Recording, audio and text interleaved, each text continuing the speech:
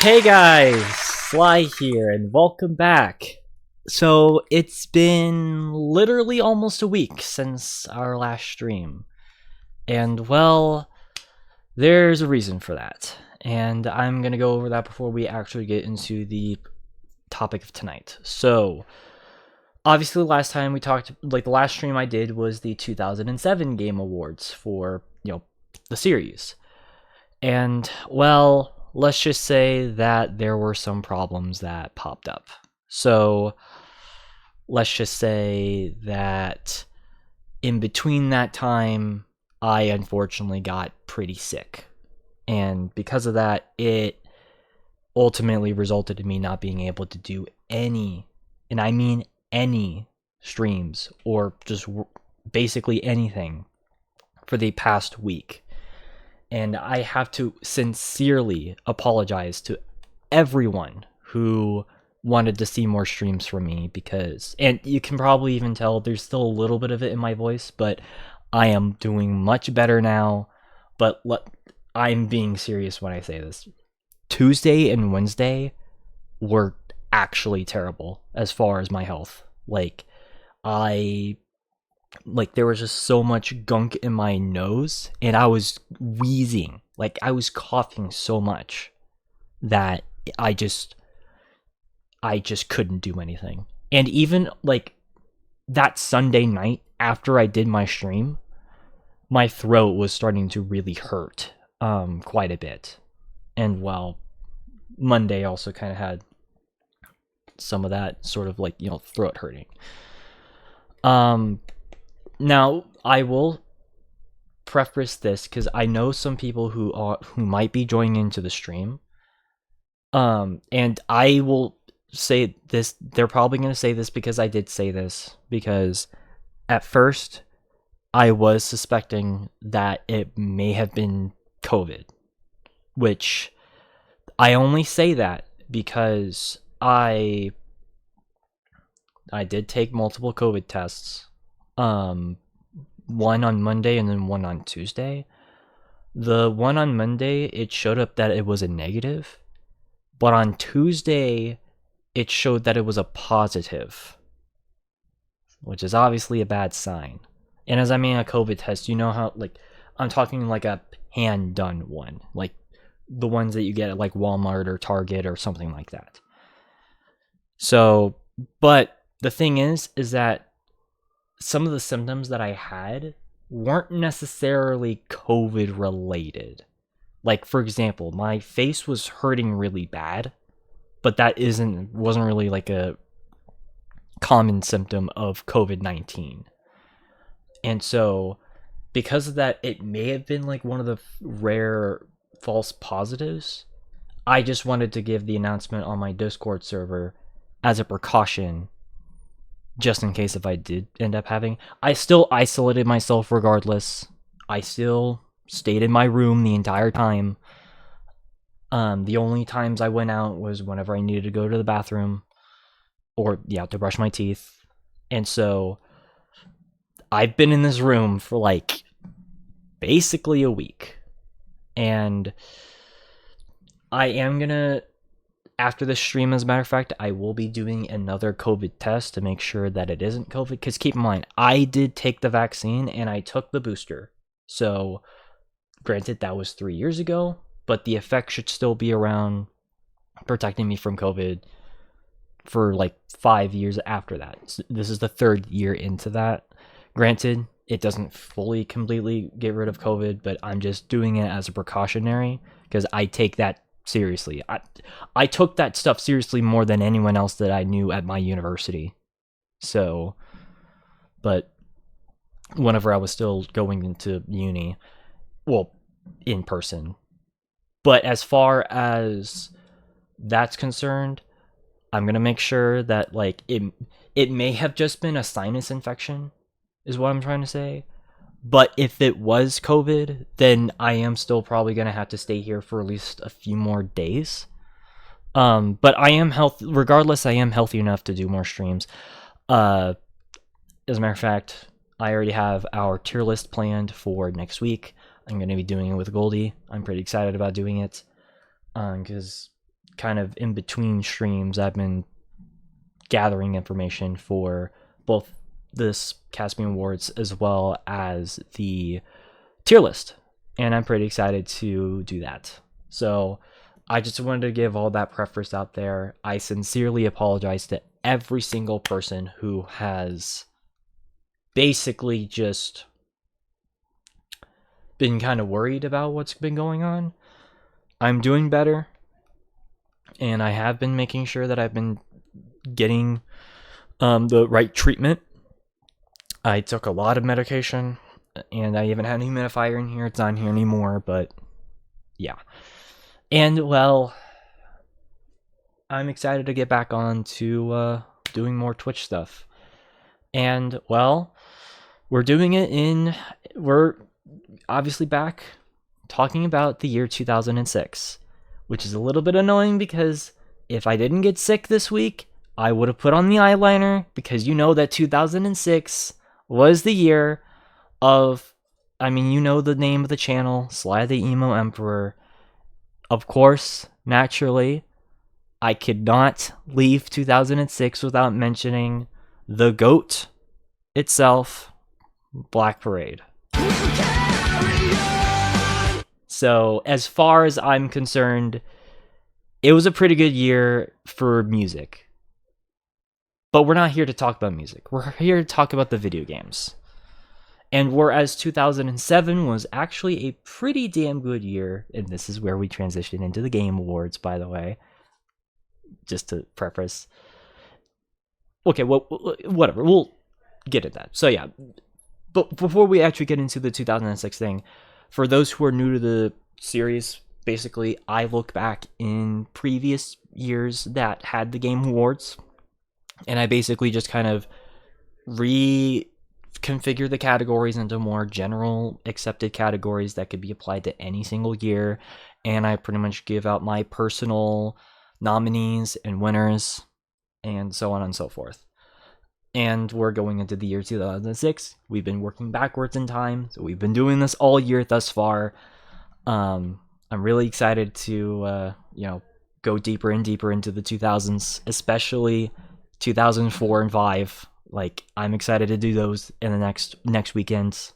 But as far as 2006, I don't know, man. I don't know.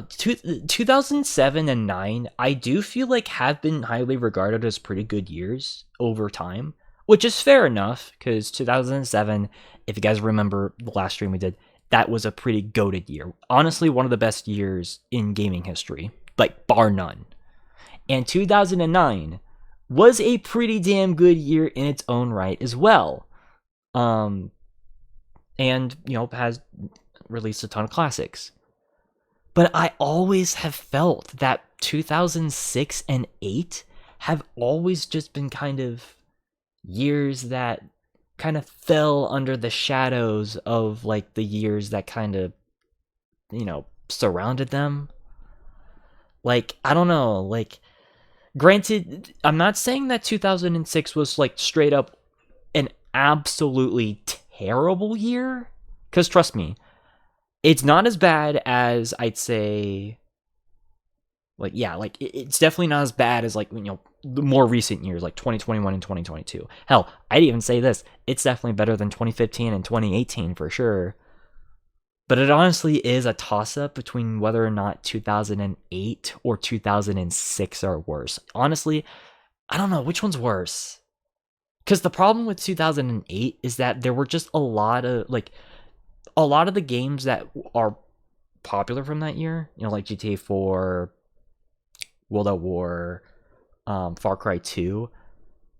Even though I like, plenty of games from that year, a lot of them are just more cult classic-y kind of games. Like, they're recognized, but they're not their most popular games in their respective franchises.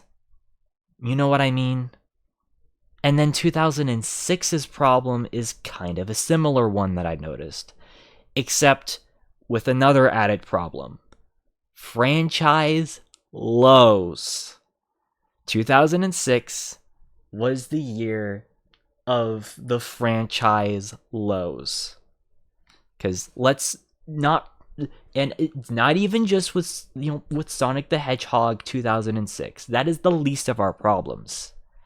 2006 was also the year of Bomberman X Zero, which was a complete joke at the time. This was also the year that brought us fucking.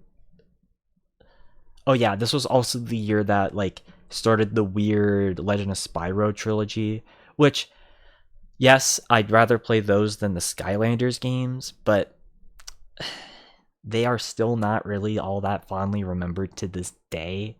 And it's partially because of at least the first two games is very bland level design and just general gameplay. Like, I remember the trailers for those games everywhere back in like 06 to 08. Like, you could not escape those games. And yeah, that just kind of, those were some of the games that started that weird trend of a lot of like 90s games having their like, late 2000s trilogies. We saw that with Spyro, we saw that with Crash. Tomb Raider was kind of doing a similar thing at the time, even though admittedly I do think that trilogy's held up better than the other two. And then let's not even get into the fact that this was also the year that brought us Splinter Cell Double Agent, which unfortunately was the beginning of the decline for the Splinter Cell IP, which is a damn shame because I love Splinter Cell, but I really despise that game for reasons I don't want to get into right now. But you get my point, is that like 2006 was kind of a messy year. Like, that being said, some of the games that came out this year were really damn good. And of course, we'll be talking about them naturally. I just kind of wanted to give that idea in your head. It should not surprise you that the actual Game Awards were actual dog shit this year. As a matter of fact, I remember like a month or two ago, me and Goldie were watching like just random clips from several different years from the Game Awards. We saw one for 2006, and it was just straight up just blatant sexism.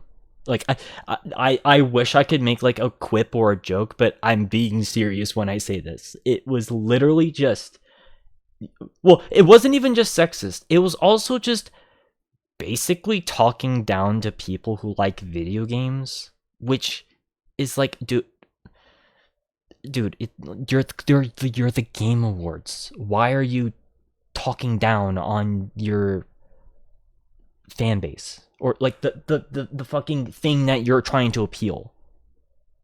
I mean, okay, it shouldn't surprise me because it's the fucking Spike. It's Spike we're talking about. Again, it's they only think that like men can only be quote unquote giga chads, and well, let's just be real here. They're most likely a bunch of people who like to beat their own wives, but who knows?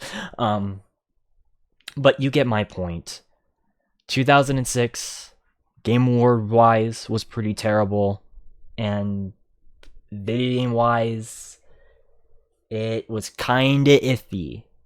Like, again, I wouldn't. It's not the worst year, but it was a pretty rough one. I'd probably, if we were doing a tier list, I honestly would probably put it into like a C or maybe even a D. Same thing with 2008, if I'm going to be honest. Again, I don't know. Those 2 years have always just been kind of, fallen, like, just kind of been iffy, especially in comparison to the, like, 2007 and 9. And I'll even throw in 2005. 2005 was a pretty damn good year. But, and also, one last thing before we actually get into this. If you hear any noise from outside, I sincerely apologize. The Olympics are actually happening, and my cousins are watching the Olympics, and so if you hear any sort of background in there, I apologize. They're just gonna be noisy. Not to talk down to them, because I'm not. It's just the circumstance. But anyways, of course, let's get into the categories. So again, this is another year where I almost found a fourth studio for best game by new studio, but I did my research and it turns out that that was not their first game. And so because of that, I unfortunately did this. Now, it sucks because, again, I want to promote new studios or newer studios at the time, but yeah, this is unfortunately not another time frame for that.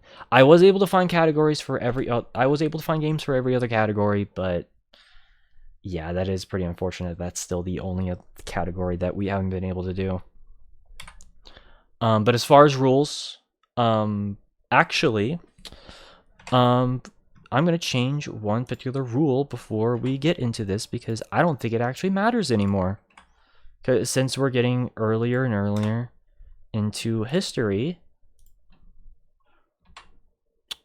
I think, yeah, we don't need the early access anymore because, again, that just wasn't a thing by this point. But we are still going to have the rule of, like, you know, games must be released from January 1st to December 31st. Like, that is, I don't know, that's just a rule that I want to make sure that I maintain. Again, because we are not the Grammys here. Like, don't yell at me, yell at the Grammys. We don't have weird cutoff dates. We have to do games that were released in that time frame, and it doesn't matter where it was released. So North American releases, European. Oh shoot, hold on, I'll be right back. Okay.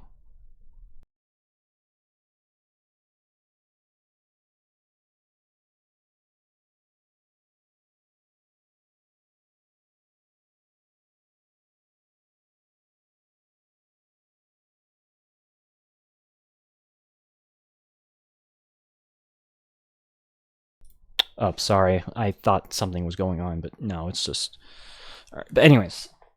So yeah, what was I saying? Oh yeah. Yeah, we are not the Grammys.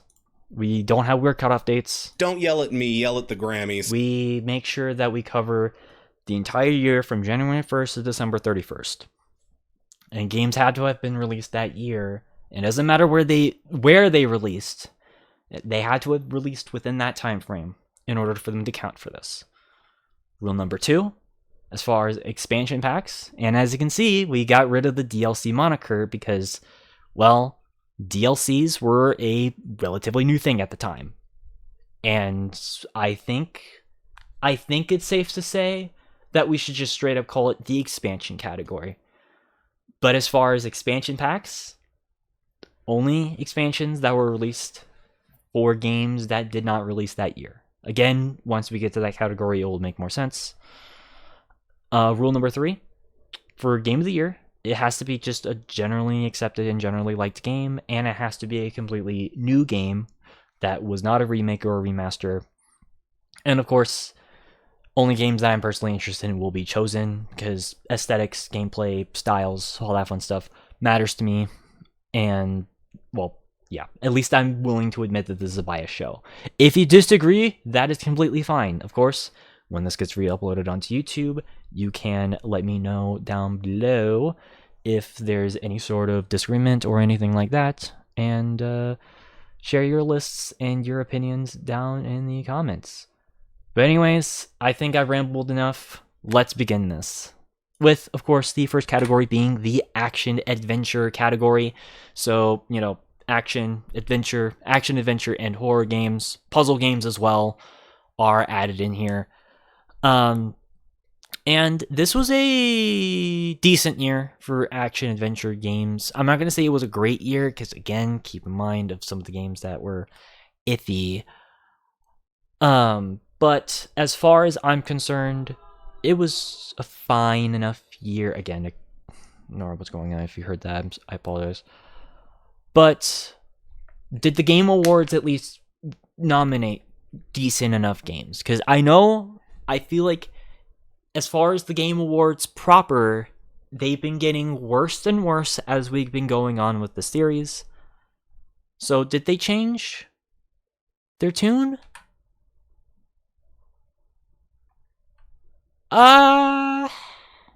Well, here's the thing. This is kind of where it starts becoming a bit iffy for me. And I know there's going to be people who are going to be massively pissed about what I'm going to say.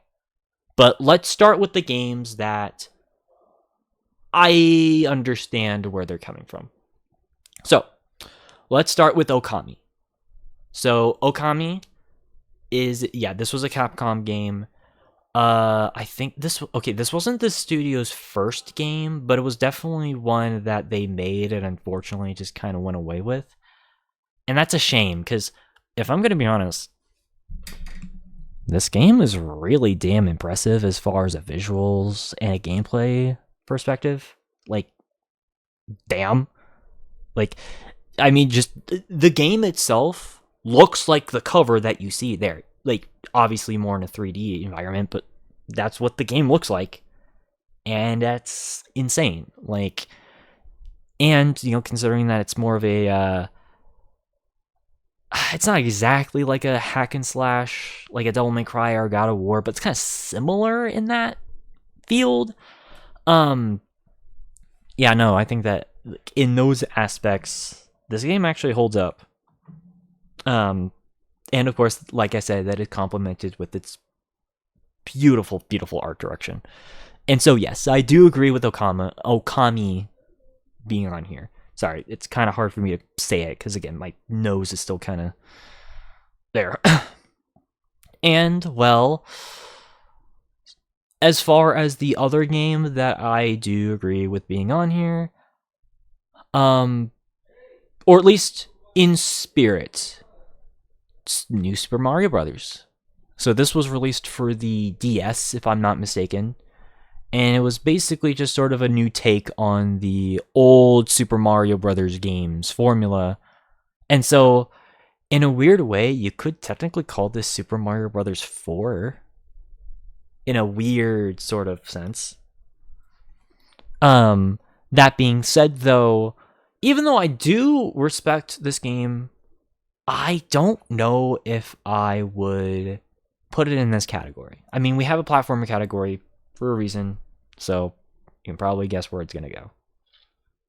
So, and that leaves us with these other 3 games here. And this is going to be where some people are going to be massively pissed off with me.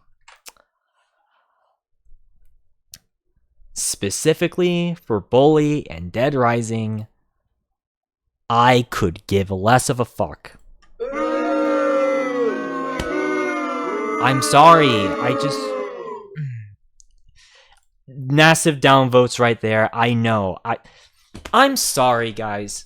I actually tried. I tried with Dead Rising because Goldie, that's one of his favorite games of all time right there. Goldie fucking loves Dead Rising. The original game. He and 2. That's like his shit. He fucking loves the fact that you can, basically go into a mall and just pick up whatever the hell you want and just whack zombies left and right. But there's one massive problem with this.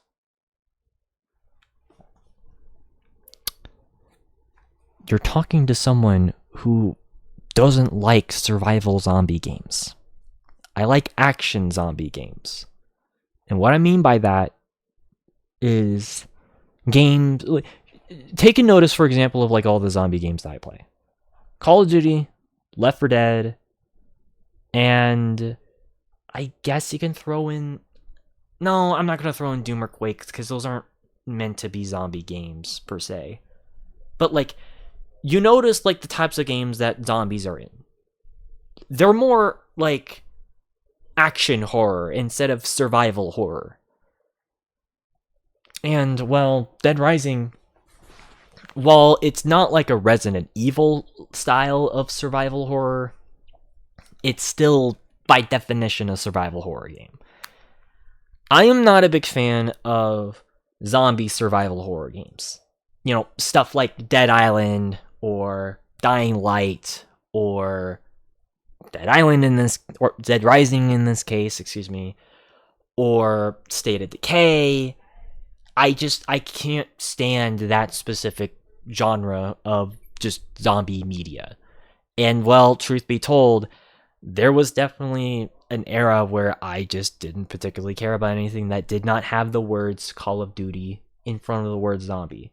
Granted, I'm a bit more lenient now, but even then, I still don't like survival-based mechanics.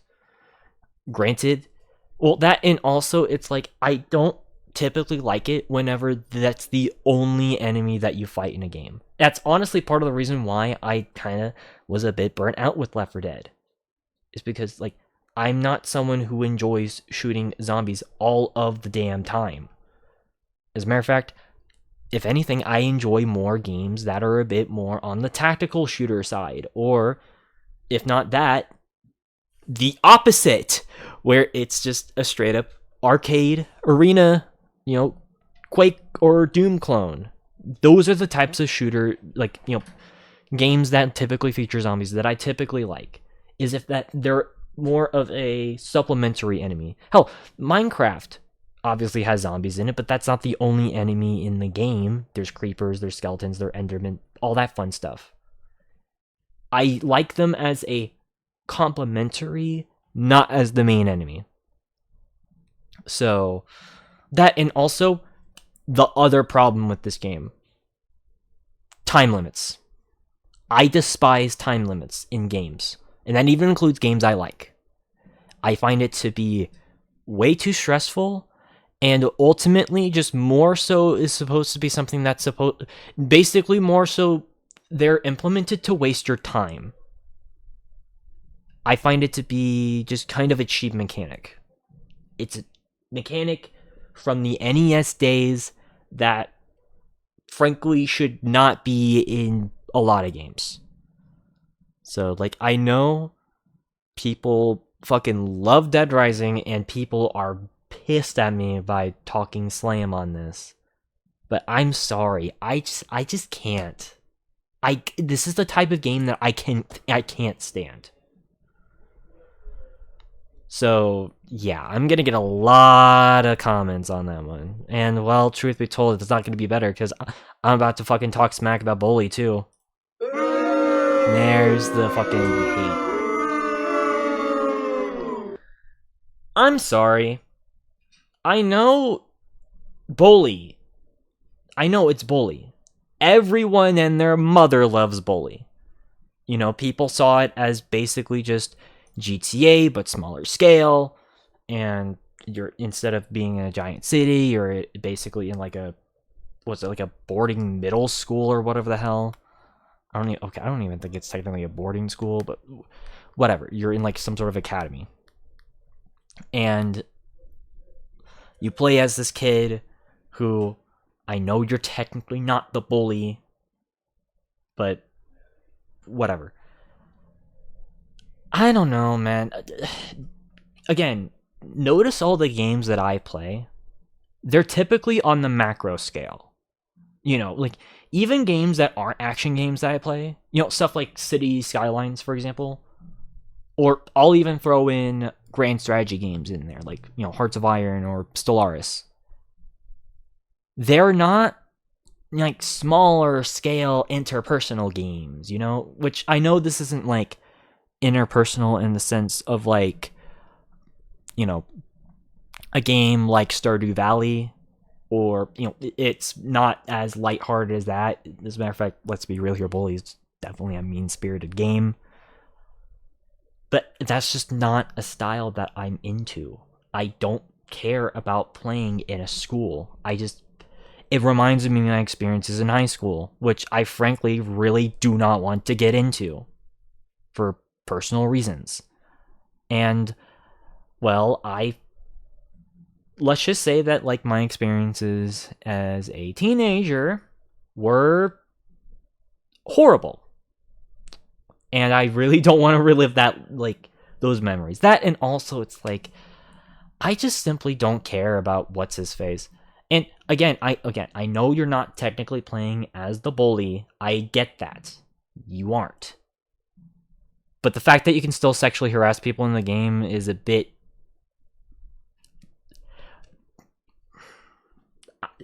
I just don't like that type of gameplay style. It's also part of the reason why I have not really played a lot of Rockstar games.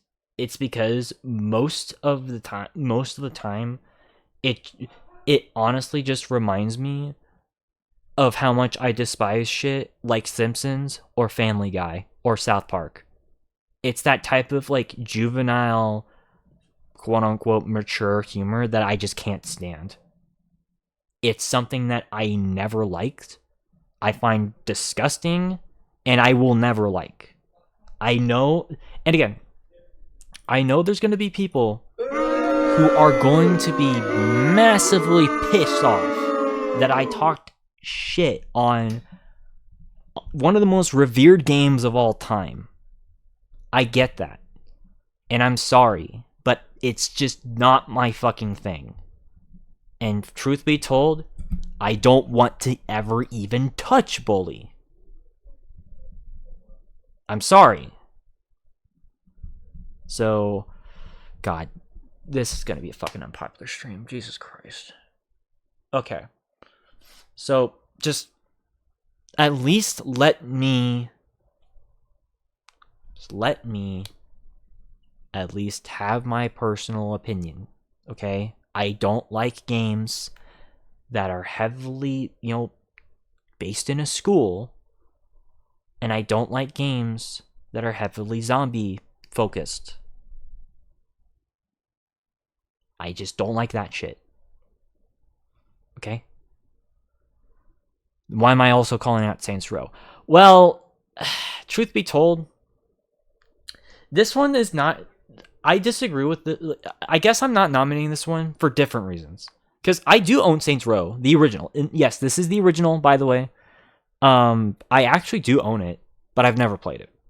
So, that, and also, it kind of has that same unfortunate kind of problem I have with a lot of Rockstar games. Granted, I know this is not Rockstar, it is Volition. And by proxy, THQ. So, like, that's...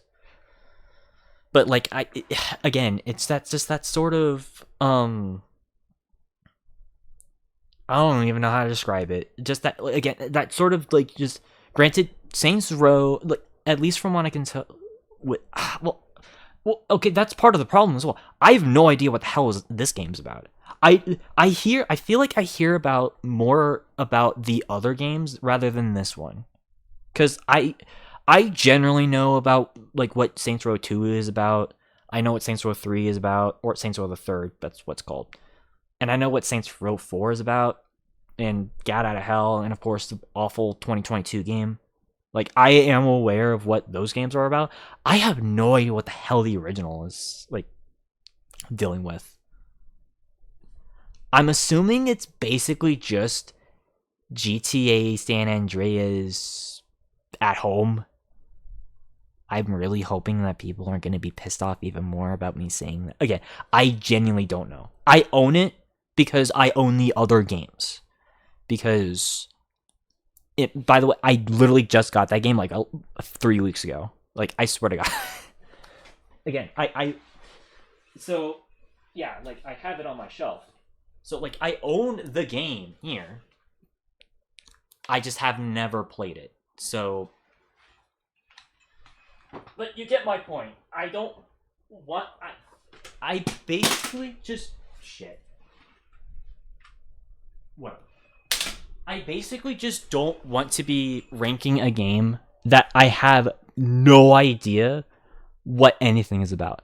Because here's the thing. At least with some of the other games we talked about before, I at least have, like, a general idea of what they're about. I don't know a single shit thing about this game.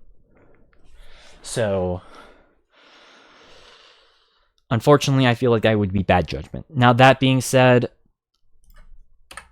Dead Rising was the winner, which, fine, I guess, but keep in mind, I am not going to nominate it.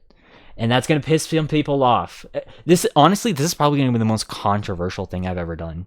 Because no matter what I say, people are going to be pissed that I'm not going to have Dead Rising or Bully on here. But it's my list. I'm sorry. I just don't like those games. So, But what did I end up choosing anyways? Because I'm someone who has at least a little bit of pride, and I'm not going to let people peer pressure me. So, what did I end up choosing? Well, other games that came out around that time. That, at least in hindsight, I'm surprised were not actually nominated.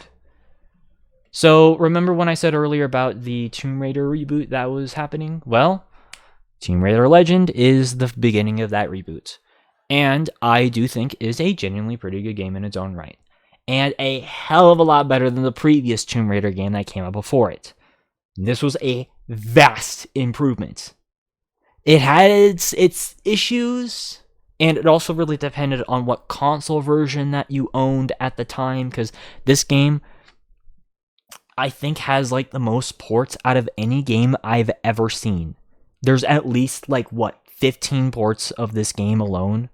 It's insane. Because there's not only was there the PlayStation 2, GameCube, and the Xbox versions, but there was also an Xbox 360 version, a Game Boy Advance version, a Nintendo DS version, a PlayStation 3 version, a Wii version, I'm pretty sure, a PlayStation 4 version, an Xbox One version, and recently a PlayStation 5 version. So, what the fuck? I mean, again, it's a good game. I just don't know why there's so many ports. Honestly, this has got to be ported. It's up there with games that have so many ports. It's got to be up there with Doom as far as how many ports there were. It's insane. So, but even besides that bit of, memery going on, I do genuinely think that this game is pretty fun. I played it a couple of times, and it basically just kind of brought things back to a more it basically just did what Angel of Darkness should have done, but more importantly, made the game the pace of the game a bit quicker, even in comparison to the previous games before it. I like to compare it to Uncharted 2 or 3. That's basically what this game is like, but of course made a few years before that. So in that aspect, I'd recommend you guys check out Tomb Raider Legend if that piques your interest. And then we got Hitman Blood Money. Holy shit. So, funny enough, this is actually a game that we talked about in our Hitman... Well, we talked about it in our Hitman tier list. Yes, this is the first... And by the way, yes, this is the first time we're talking about a Hitman game in 10 episodes. But this one's worth it, because this is the fourth game in the series, and it basically, at least in my opinion, out of the old OG Hitman games, I think this one actually might be the best. Or at least it's the one that held up the best. And yeah, I would definitely recommend you guys check it out. It does have one problem though. Granted, it's a nitpick, but it is one problem that I have personally. It's mostly set in the United States. Granted, because it's set out throughout the United States, it doesn't feel as repetitive. But the fact that there's only 2 missions that are outside the United States, that can admittedly be kind of a bit of a turnoff at points. I just wish that there were more international locales. But other than that, it's still a fantastic game, and I would highly recommend you guys check it out. If you like the newer Hitman games, this is the one that I would easily recommend the most. So, go check it out. And then, we're rectifying a massive thing that I ended up doing in the last episode by nominating LEGO Star Wars 2 here. So, this makes more sense in my mind to have LEGO Star Wars 2 be nominated for 2006. Because I know people love Complete Saga, but I feel like it's better to have the games individually nominated in the respective years that they originally came out. And, well, LEGO Star Wars 2, the original trilogy, I do find to be pretty fun. Like, or just, these were the beginnings of whenever Lego Telltale games really started to kind of take stride, I would say, and showcase that, yeah, no, you can make a really fun Lego game that isn't some weird bullshit with whatever the hell Lego was doing at the time. So, joking aside, it's just a fun time. Like, it doesn't try to reinvent the wheel. It's just a fun action adventure game. And yes, it is an action adventure. I was debating on whether or not I was going to nominate for best platformer, but I feel like there's more sections that make it more a general action adventure rather than a strict platformer. And so it's going to be nominated here. So, good on you, Lego Star Wars 2. You're a pretty good game. So, and I hope that at least saved a lot of people from getting super mad at me. But anyways, okay, I need to actually go faster. God. Okay. Next game, Destroy All Humans 2. Sequel to Destroy All Humans by Pandemic. I think this game, well, not as good as the first. It's still pretty fun in its own right. Just being, basically just destroying and trying to take over the Earth. With some cool new mechanics thrown in there. But at the end of the day, I feel like this game more so represents on how a sequel should be done. So I was debating on whether or not I wanted this or another game, but because of some weird glitches I dealt with said other game that I was originally going to nominate, I put that in honorable mentions. I'll get to that at the end of the stream.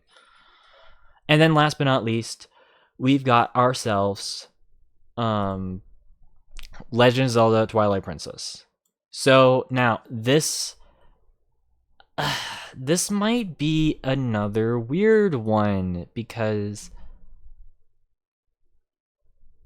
I don't know, Legend of Zelda Twilight Princess, I feel like has always been like an iffy game to kind of talk about. I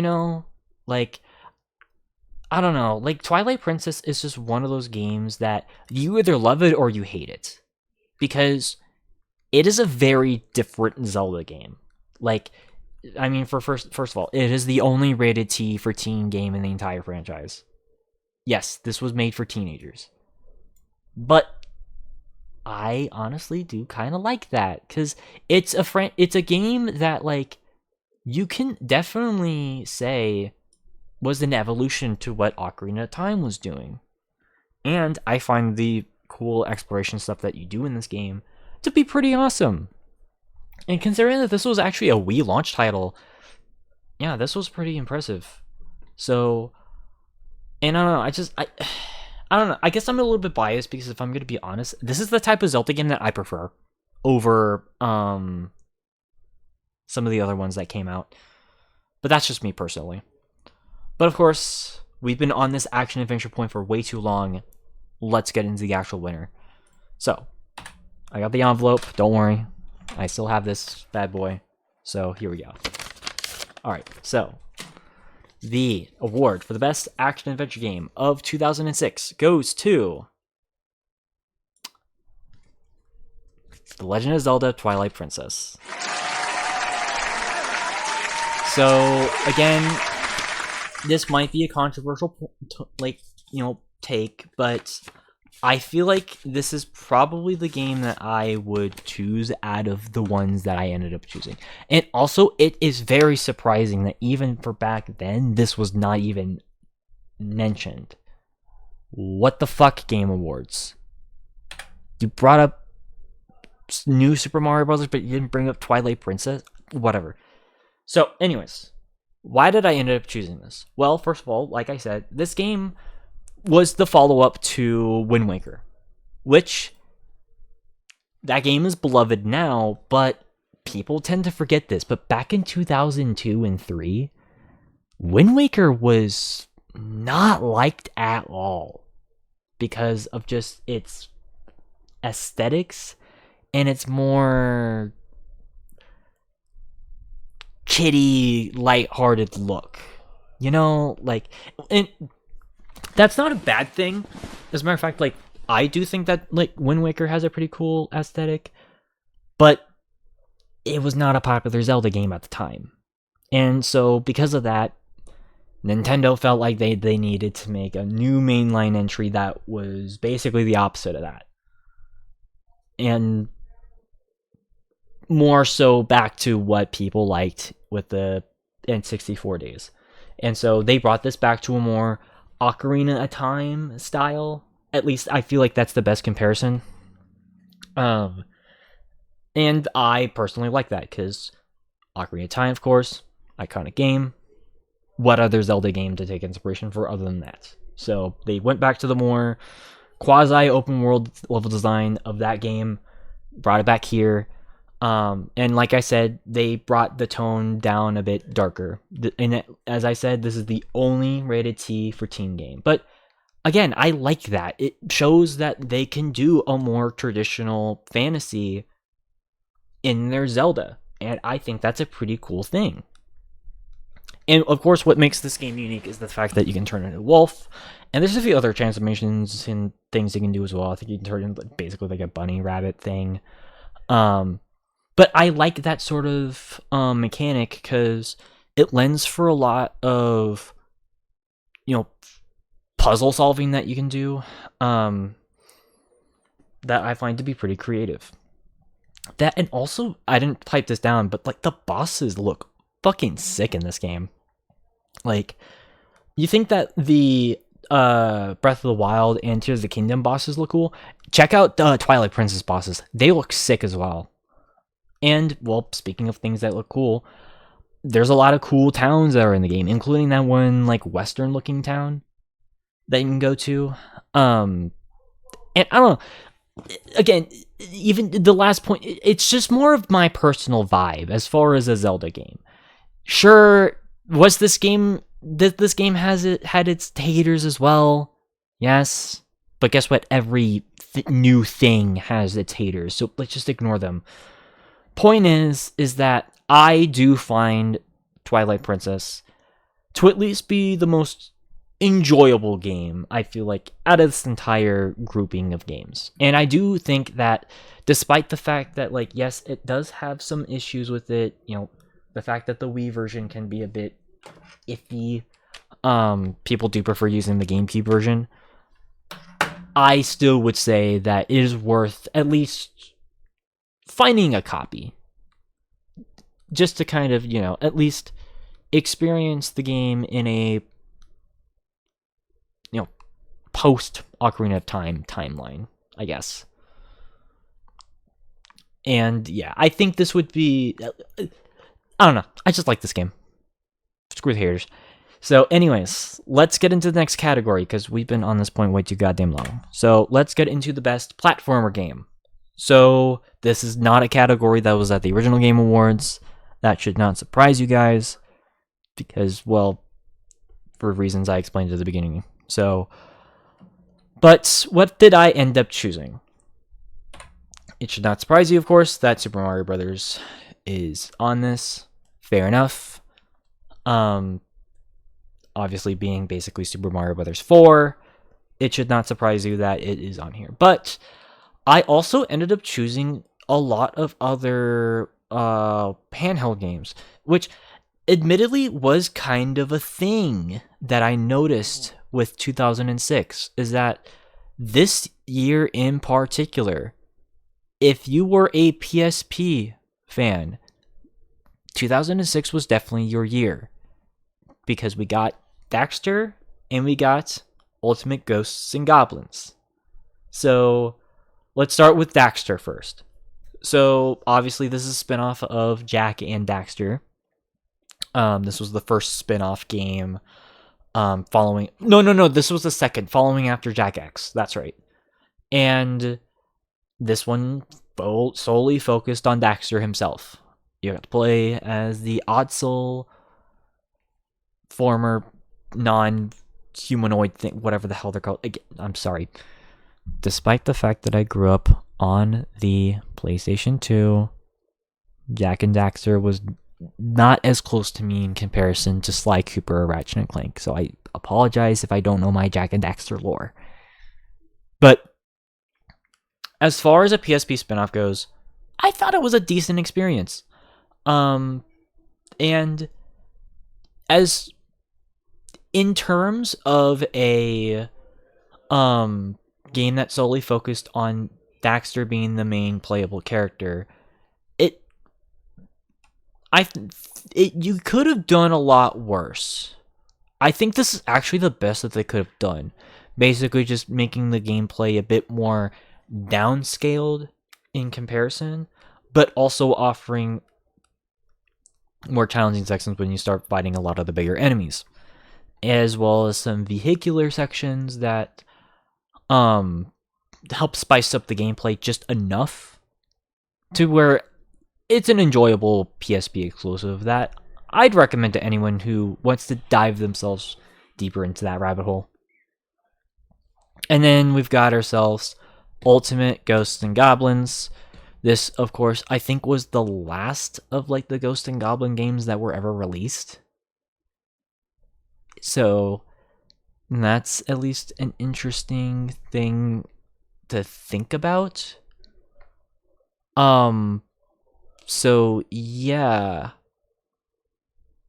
But obviously this game was a bit more streamlined to be generally more easy to get into, because Ghosts and Goblins, at least on the NES and even in the Super Nintendo, they were hard as shit. Oh my god. Even emulating it on my Super Nintendo, it was a pain trying to play the original game, or even the Super Nintendo game. So having a game that was more accessible overall, I think helped out like in the long run. I know, this, I feel like this is one of those franchises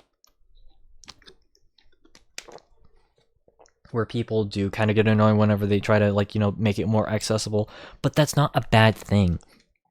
And besides, I think the aesthetic looks pretty cool. Besides, wasn't this made by WayForward?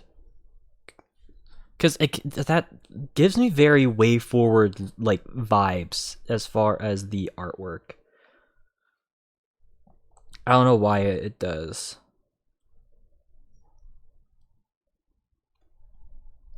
No, okay, never mind. Must be a similar artist. Okay. Tosei. Whatever. I don't know. I think it was just a good enough game to warrant on here. Which, speaking of good enough games, we got ourselves Mega Man ZX. We talked about Mega Man ZX, well, the other ZX game, and I think it's only fair to bring up this one. Obviously, an evolution of the Mega Man Z games that were on the GBA. This was the first of the ZX thing going on there. Basically, just kind of the transition from GBA to DS. And I think that's only a fair enough reason as to why we should nominate it, especially when you consider that Mega Man wasn't particularly doing its greatest around this time. So granted, this wasn't this franchise's low for 2006. That was actually a few years beforehand. But I would definitely recommend you guys pick it up, especially if that's your thing. But let's get into the winner of this, because I don't really have anything else to say, if I'm going to be honest. And I really want to make sure I get through this fast, because I'm looking at the time, and I took way too much time on the previous thing. So let's get into this. So the winner of the best platform game of 2006 goes to Daxter.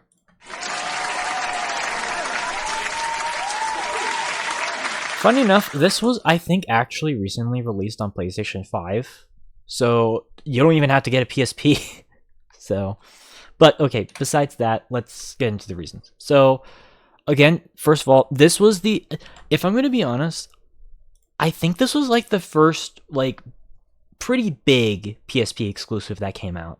I mean, the PSP was around for a while, but like, I think this was like the first game that really made it like a reason to try to stick out, like try to get a PSP. Because like, again, there weren't really too many games that people cared for that were on there. As a matter of fact, that Star Wars Battlefront 2 port for the PSP, oh my god, that was so bad. So, yeah, like, this was a pretty big deal. It had decent visuals for the system, because keep in mind, the PSP is basically just it's just basically a portable PlayStation 1. Like, let's just be real here. But even just kind of beyond that, I do think that, like, the game, yes, visually was impressive, but I do think that the variety of normal platforming / combat sections, as well as the vehicular sections, and even, like, I think there were, like, one or two stealth sections in the game, I think.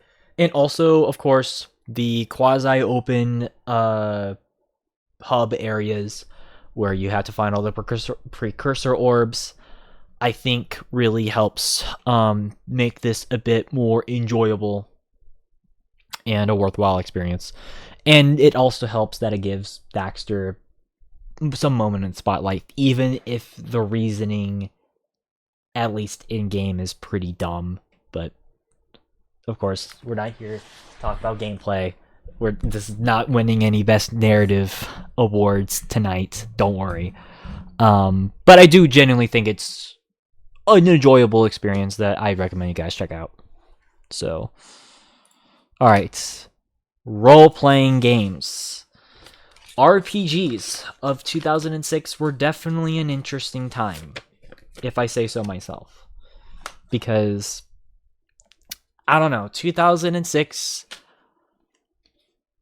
I would say, was a pretty decent year for RPGs. Like, I'd say that's like the one category I can strongly say was pretty good.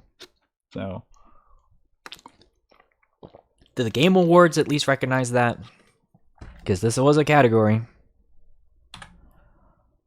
Honestly, kinda, yeah. But let's start with the games that I kind of disagree with. So first of all, Valkyria Profile 2. I have no idea what this game's about, and so because of that, I don't feel comfortable nominating it. Though I will say, it's really kind of sad that this was a nominee in hindsight.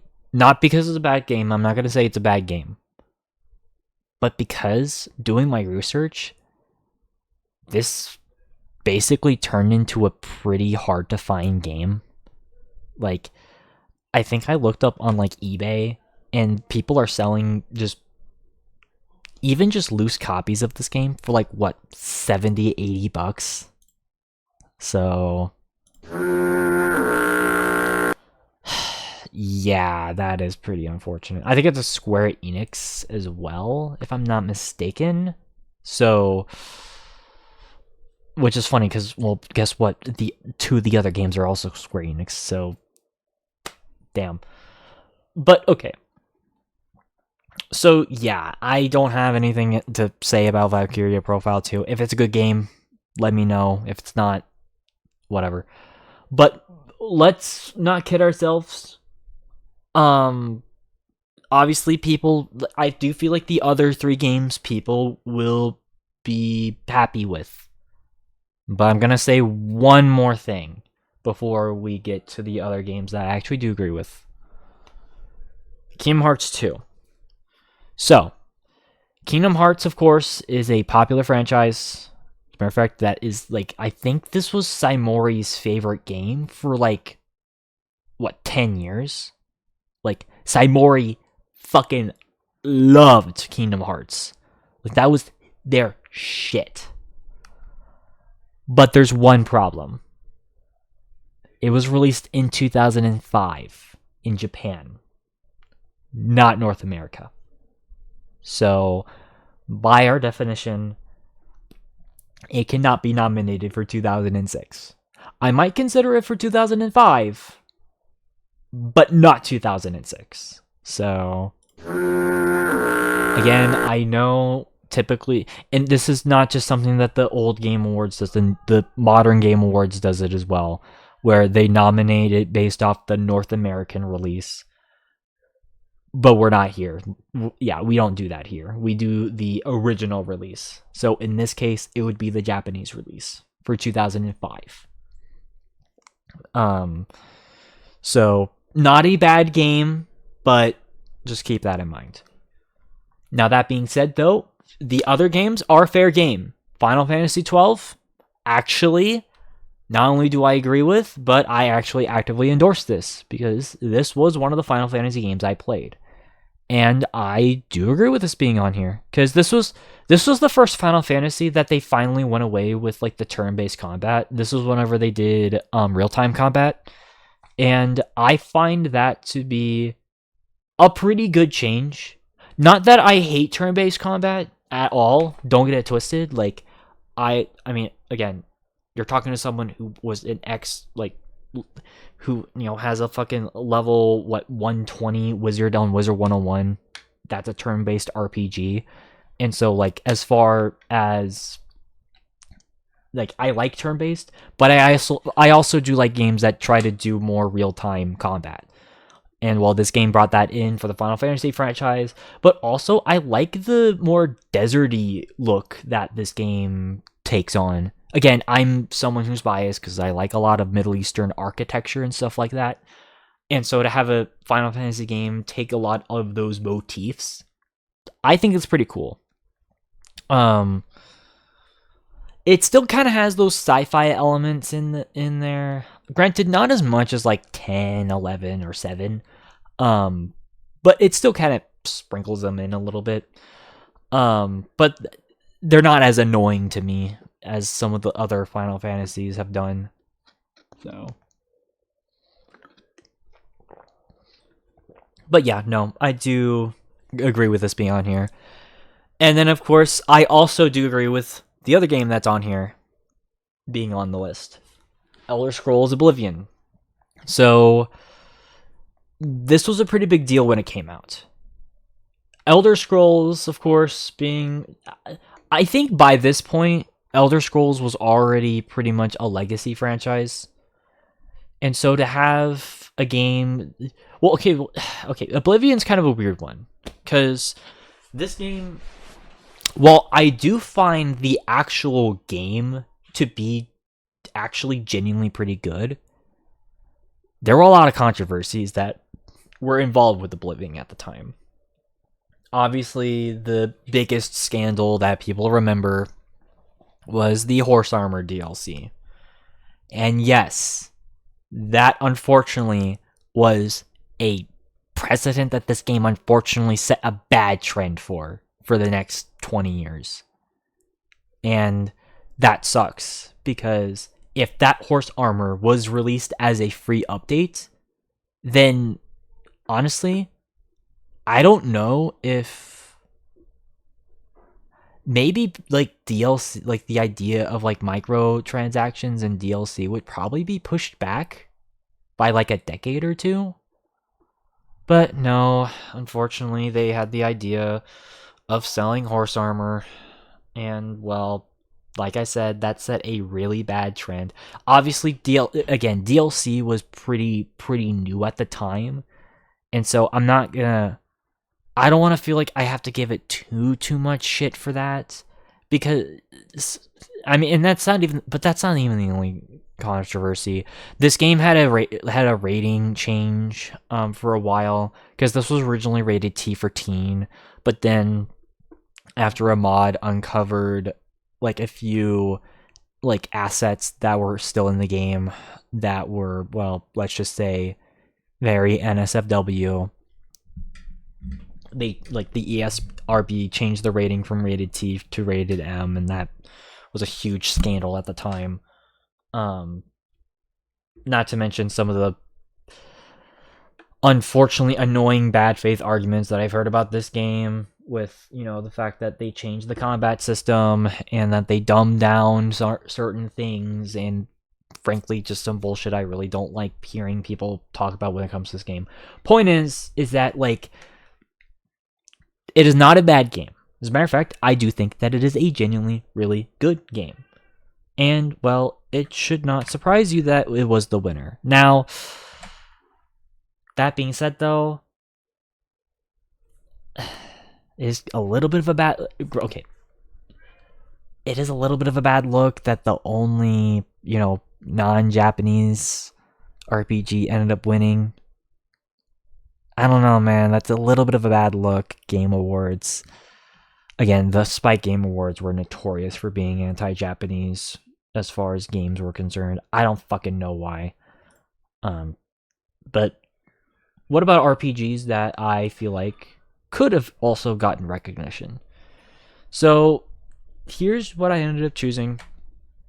So obviously Final Fantasy 12 and Oblivion are here, but I'm also going to give a shout out to, well, a game that people are going to be surprised that's going to be on here, but it's because it was released in Japan in this year. Persona 3. This was originally nominated in 2007, but it was not released in 2007. It was released in 2006. June of 2006, as a matter of fact. And so it qualifies here. Which, fair. I feel like that, as a matter of fact, at least from what I have heard,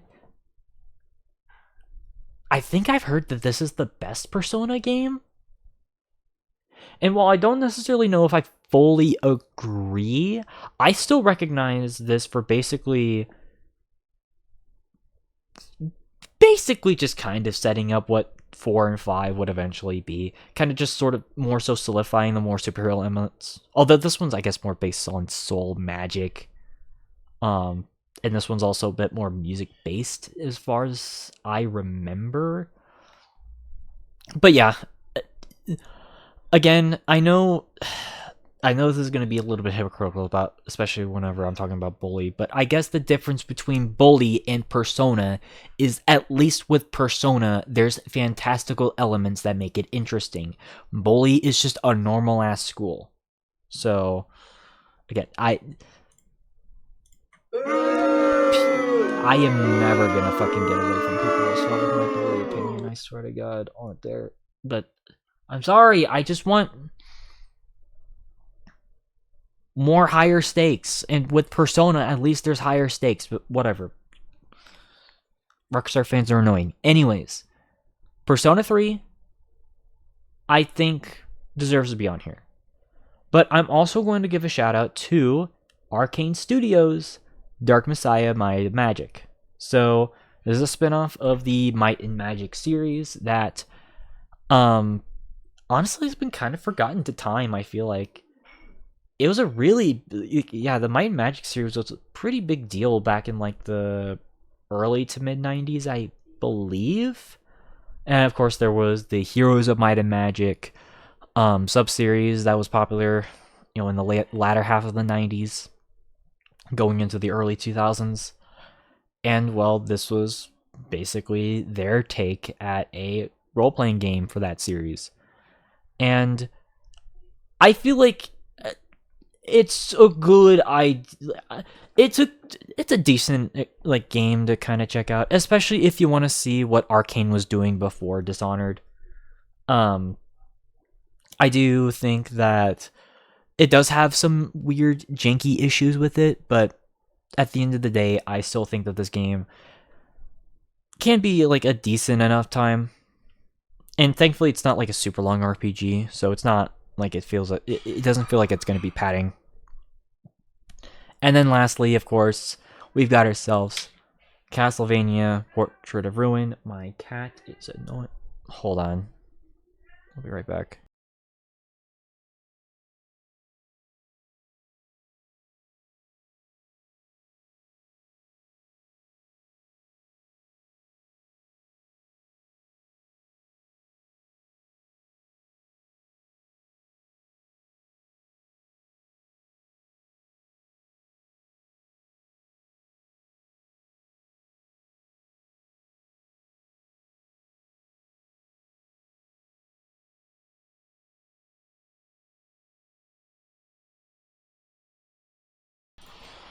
Sorry, I don't know. Yeah, my cat's kind of confused. Anyways, what was I saying? Oh yeah, Castlevania Portrait of Ruin.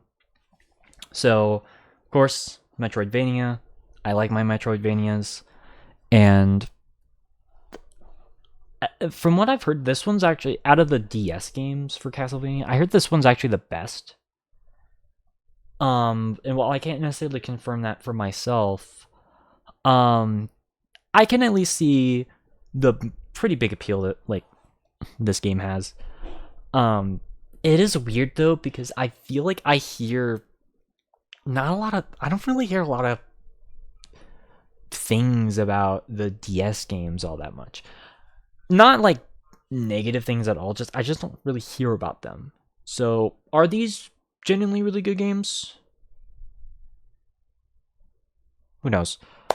But of course, we'd only have one winner. And let's do it.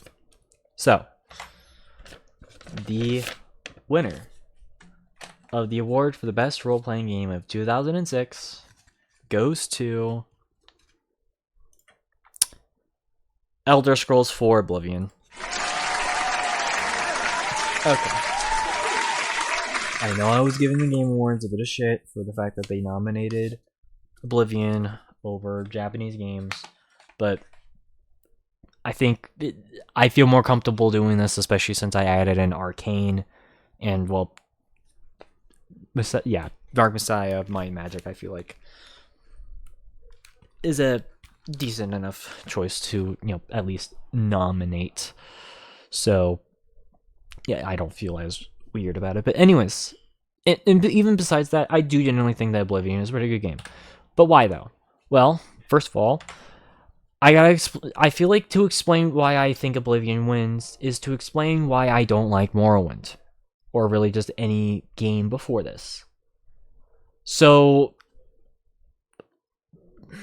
older Elder Scrolls games before Oblivion basically tied their combat system not by whether or not you actually hit an enemy with your weapon, but by dice rolls.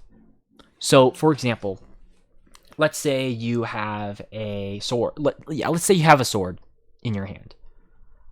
But the stats on it are, it has like a, let's say it has like a dice roll of like a 35.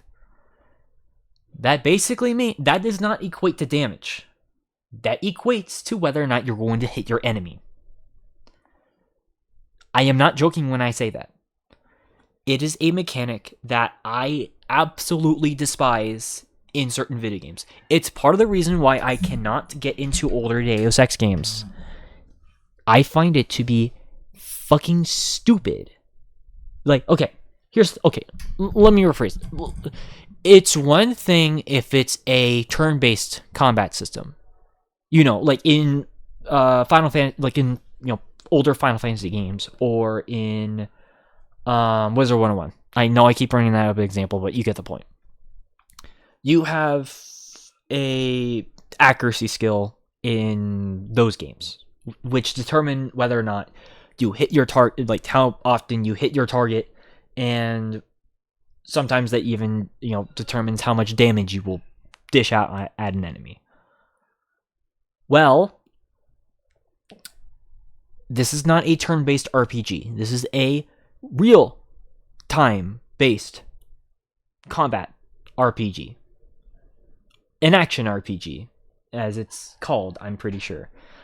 So yeah, it's an action RPG. It is not a tactical RPG or a strategy RPG, whatever the fuck it's called. Why the fuck should you have dice rolls in a real, like, a action RPG where you can literally hit your enemies whenever you feel like so? I don't know. It doesn't matter, because the way in which, like, the early Elder Scrolls games were implemented, I fucking hate, and it's stupid. Like, and again, because this Deus Ex uses a similar system, like pre-Human Revolution, by the way, I cannot get into those games. It is a stupid mechanic that I just cannot stand. So the fact that they got rid of that bullshit automatically makes this infinitely better than the first 3 mainline Elder Scrolls games. And it's also helped that this game has basically added in proper voice acting. There was some voice acting in Morrowind, but like it was only limited to specific contexts in the game. But this game basically made it to where everyone talks. Now, granted, there is all of the memes that people have involving the voice acting, because it can vary. Where it's like, where there's guards who are like, "Stop! You violate the law. Pay your quarter fine or serve your sentence." It's a bit of a meme with like the NPC dialogue, but admittedly, that kind of adds to the charm.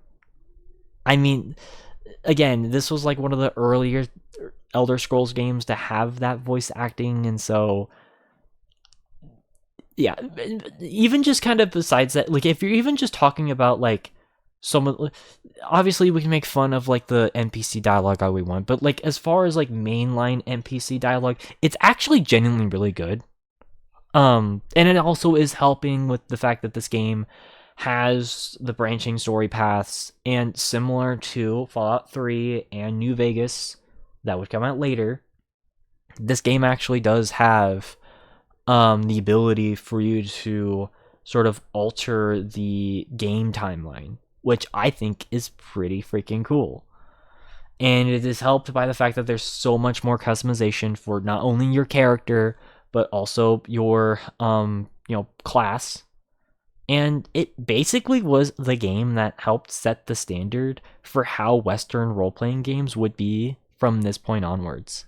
Like, it really, say what you want about Oblivion and all of its, controversies, it really did set the standard for action RPGs from that point onwards. Like, a lot of the systems that RPGs have nowadays, you can trace a lot of that back to Oblivion. And so I feel like you have to at least give it credit where credit is due. And, well, I would argue that either this or Skyrim are Bethesda's crowning achievements. Like, I can definitely flip-flop between either or, but you cannot deny the influence of this game. And so because of that, I wanted to give it a bit of respect. But, oh shoot, wait, hold on. Did I? No, I didn't. Okay, I thought I accidentally pressed the wrong button. But anyways, let's get into the next category. Shooter games. Shooter games were this year. They weren't awful. As a matter of fact, there were some pretty good shooter games that we'll get into it obviously in a little bit. But I'd say it's like not the most memorable year.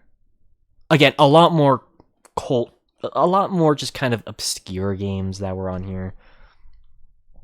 But did the Game Awards at least recognize the proper games to nominate?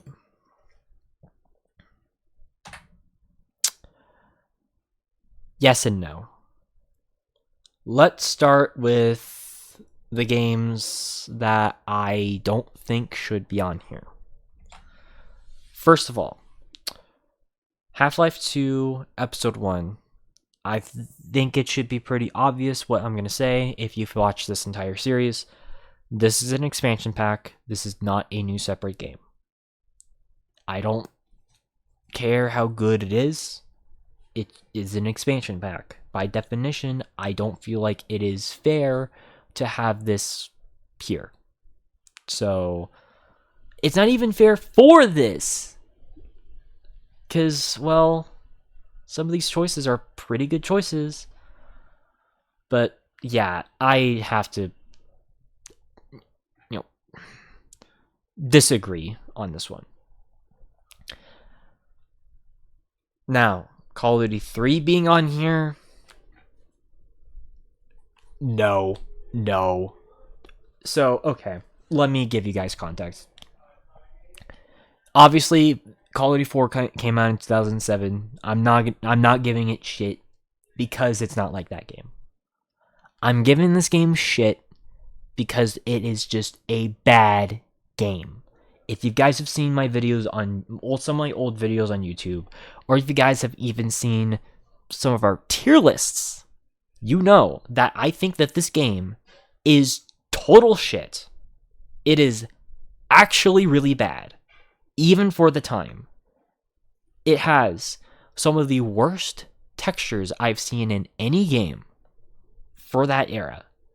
It has one of the most painfully monotonous campaigns, even for a Call of Duty campaign. It has, very janky animations, combat that feels very flat, and quick time events that are so goddamn annoying and pop up so frequently in the campaign that it will make you have an aneurysm. It is so bad. And it doesn't help that the multiplayer is also ass. And yes, I have since played Call of Duty 3 multiplayer on the PlayStation 3 version, and it is actually terrible. How the hell that Treyarch made World of War after this, I will never know. That is how bad this Call of Duty is. Honestly, hot take, this game might actually be worse than a lot of the games that people say are like the worst Call of Duty games. I am not joking when I say that. It is that bad, even for the time that it came out. Because when you compare this to Black, Prey, yes, this is a different Prey, and fucking Gears of War, it is embarrassing just how bad Call of Duty 3 is. It is genuinely, objectively the worst game in this entire thing here.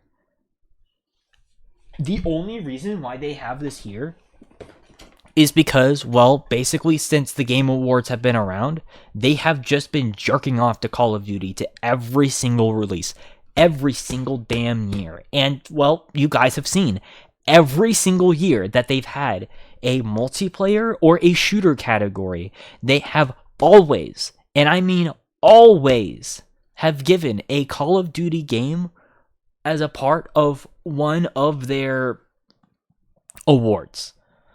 Which only just goes to show that they genuinely, Activision probably pays them. I swear to God, because, again, I don't know why, and this is coming from someone who likes Call of Duty. It should not be nominated every fucking year. And, well, this is one of the prime examples that I use to showcase that, yeah, this was a terrible year to nominate it. Because look at the competition that it has. And let's get into that competition. First off, we've got Black, which was released kind of in an awkward time because this was the game that... Okay, this was originally released on the PlayStation 2 and the original Xbox, even though the Xbox 360 was already out. I know, it's confusing. But what this game pretty much toted was its more realistic animations and weapon design for the time. Obviously, some of the weapon reloads and even some of the weapon, it's inaccurate. But keep in mind, this was pre Call of Duty 4.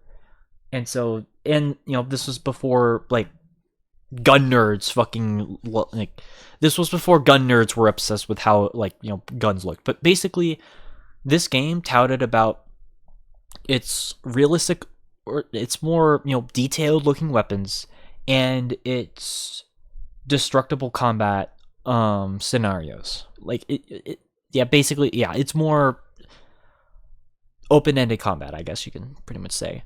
And yeah, I'd say it does pretty good in those respects, at least for the time. Obviously nowadays it may look like a bit of a joke for a lot of people, but I do think that Black is it's a kind of a cool, one-off game that Criterion kind of did. Because yes, Criterion is more known for racing games. This was kind of their attempt at a shooter.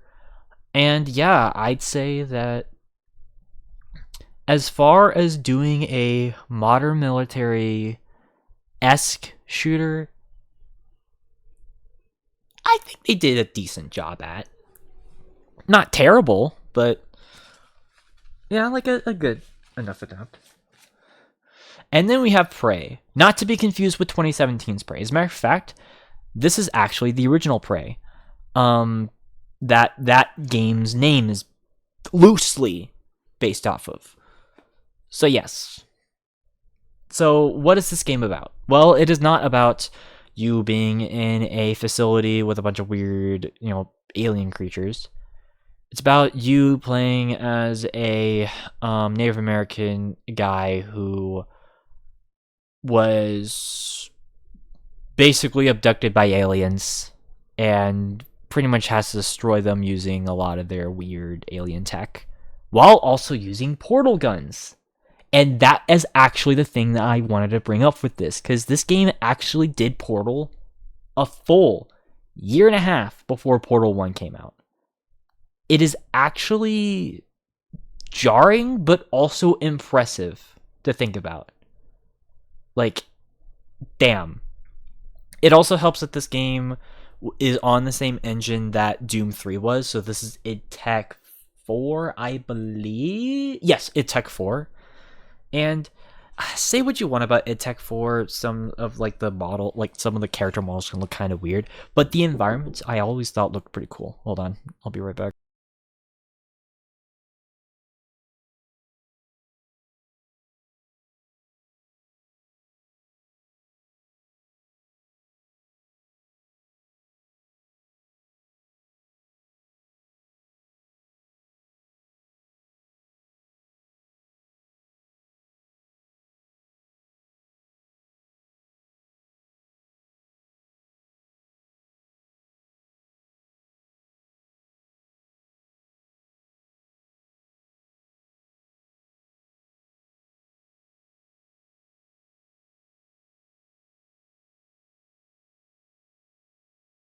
Sorry about that, food. Again, I'm still going to be getting quite a bit of stuff because of the thing. But anyways, Prey. Yeah. So yeah, like, say what you want about like id Tech 4's weird like character models. I always found the environments in id Tech 4 games to be pretty cool looking. Like a lot of it is kind of casted in shadow, which I think looked really good, and it helps in this game's favor. And so yeah, I can definitely understand why this game was nominated. And then, well, even if you don't agree with those games being on the nominations, you can't make an argument with this one. It's motherfucking Gears of War 1. I don't think I need to say anything. It's Gears of War. It was a big deal when it came out, and it's still a big deal now. Like, it showed that, well, Epic Games can make another franchise work, and it also showed that there can be other shooter games that are exclusive to the Xbox. And it did really damn well. So well, in fact, that it was the winner of this Game Awards. And yeah, if I had to choose a game out of this whole thing, I feel like this is the correct choice. But we can still fix this. I am not letting Call of Duty 3 ever be a nominee. And I'm being dead serious when I say that. So, what are we going to do instead? Well, it is embarrassing that Call of Duty 3 was the game that was nominated, especially when you consider the fact that this was also the year of Ghost Recon Advanced Warfighter, Battlefield 2142, and Resistance Fall of Man.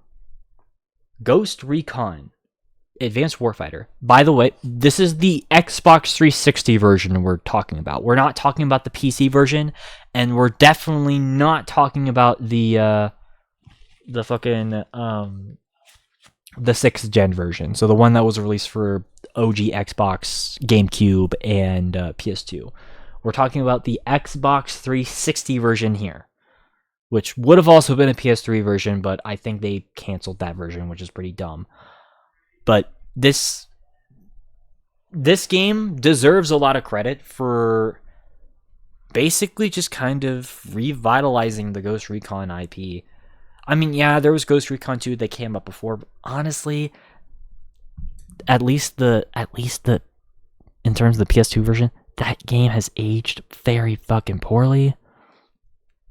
I'm not too sure about the original. I don't know about the Xbox version of that game, but as far as the 360 version of Advanced Warfighter is concerned, and yes, that is a long ass name. I don't care. It's the mid 2000s.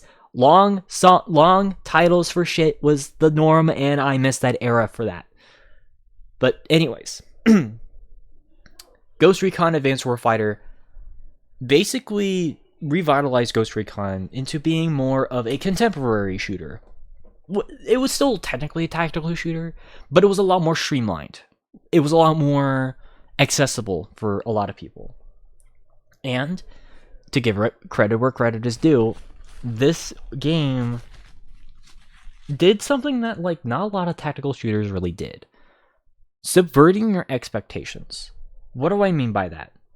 Well, let's just say that a lot of the set pieces that were in Advanced Warfighter, they actually basically caught you off guard, and there was more instances of out of the blue ambushes that would happen in this game that you wouldn't have expected otherwise.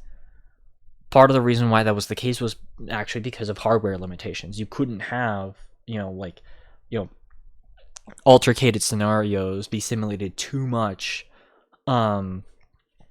in, previous console generations. But by the 360 generation, they were able to finally do stuff like that. And it also helps that this game is a lot more cinematic in comparison to a lot of other tactical shooters at the time. And combine that with the fact that this game had a bit more futuristic technology, especially considering that this game took place in, at the time, a futuristic 2013. I know that's not as futuristic as things could be, but, let's just give them the benefit of the doubt. Just the idea of having more advanced, technology was definitely an interesting prospect and an interesting idea that they ran with. So, at least in my opinion, I think it worked out. So, and then, of course, speaking of technology, we have Battlefield 2142, which, again, this is a game that I feel like has been been put under a lot of people's radar. But I do genuinely think that this game deserves a lot more credit than it was given.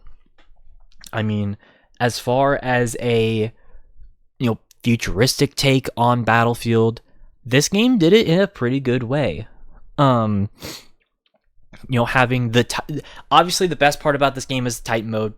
Hands down, Titan mode is so damn fun. I love it so much. Basically, for those who don't know, Titan mode was you have two basically ships that each team has, and you basically have to destroy it in order for you to win the game. And the ways in which you do it, there's multiple ways you could technically do it, but the more common way was to get into the reactor core.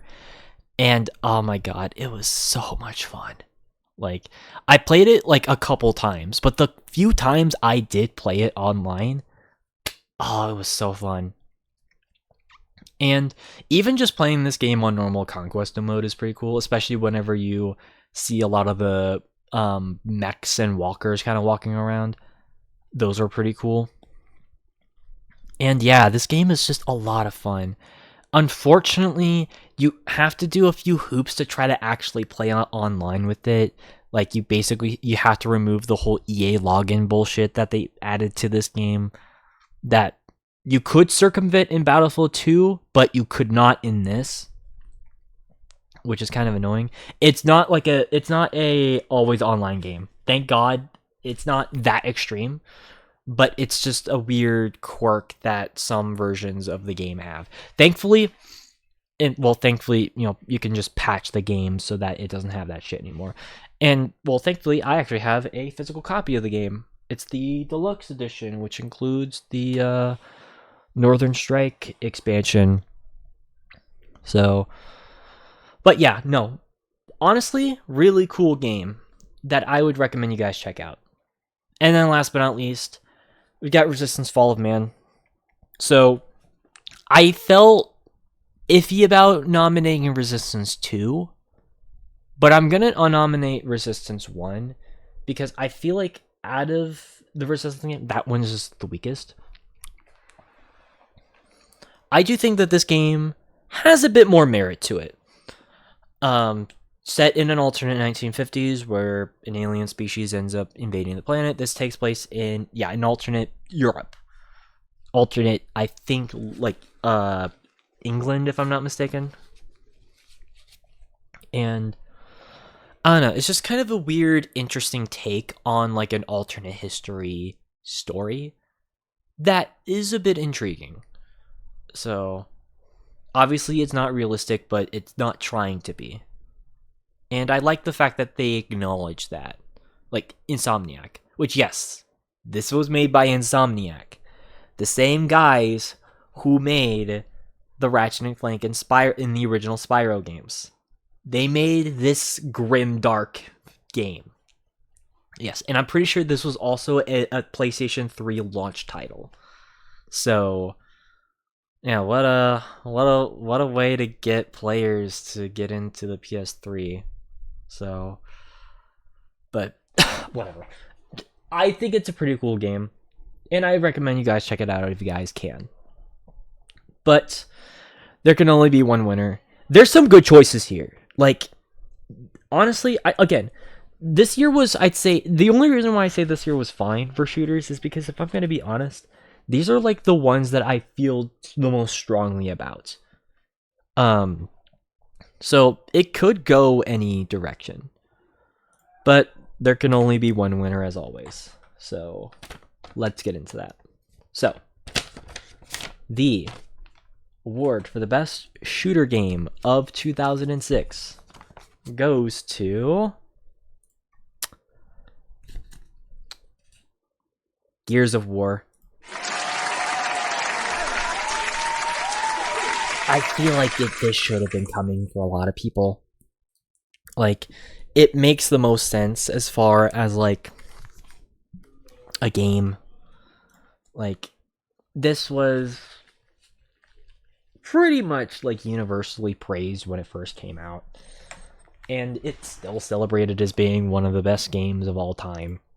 So, which, yes, even though if you guys disagreed with me on Bully, you can't disagree with me on this one. So, of course, this game was pretty gritty. Again, 2006 was definitely a bit of a gritty year as far as what games were being released. Again, it was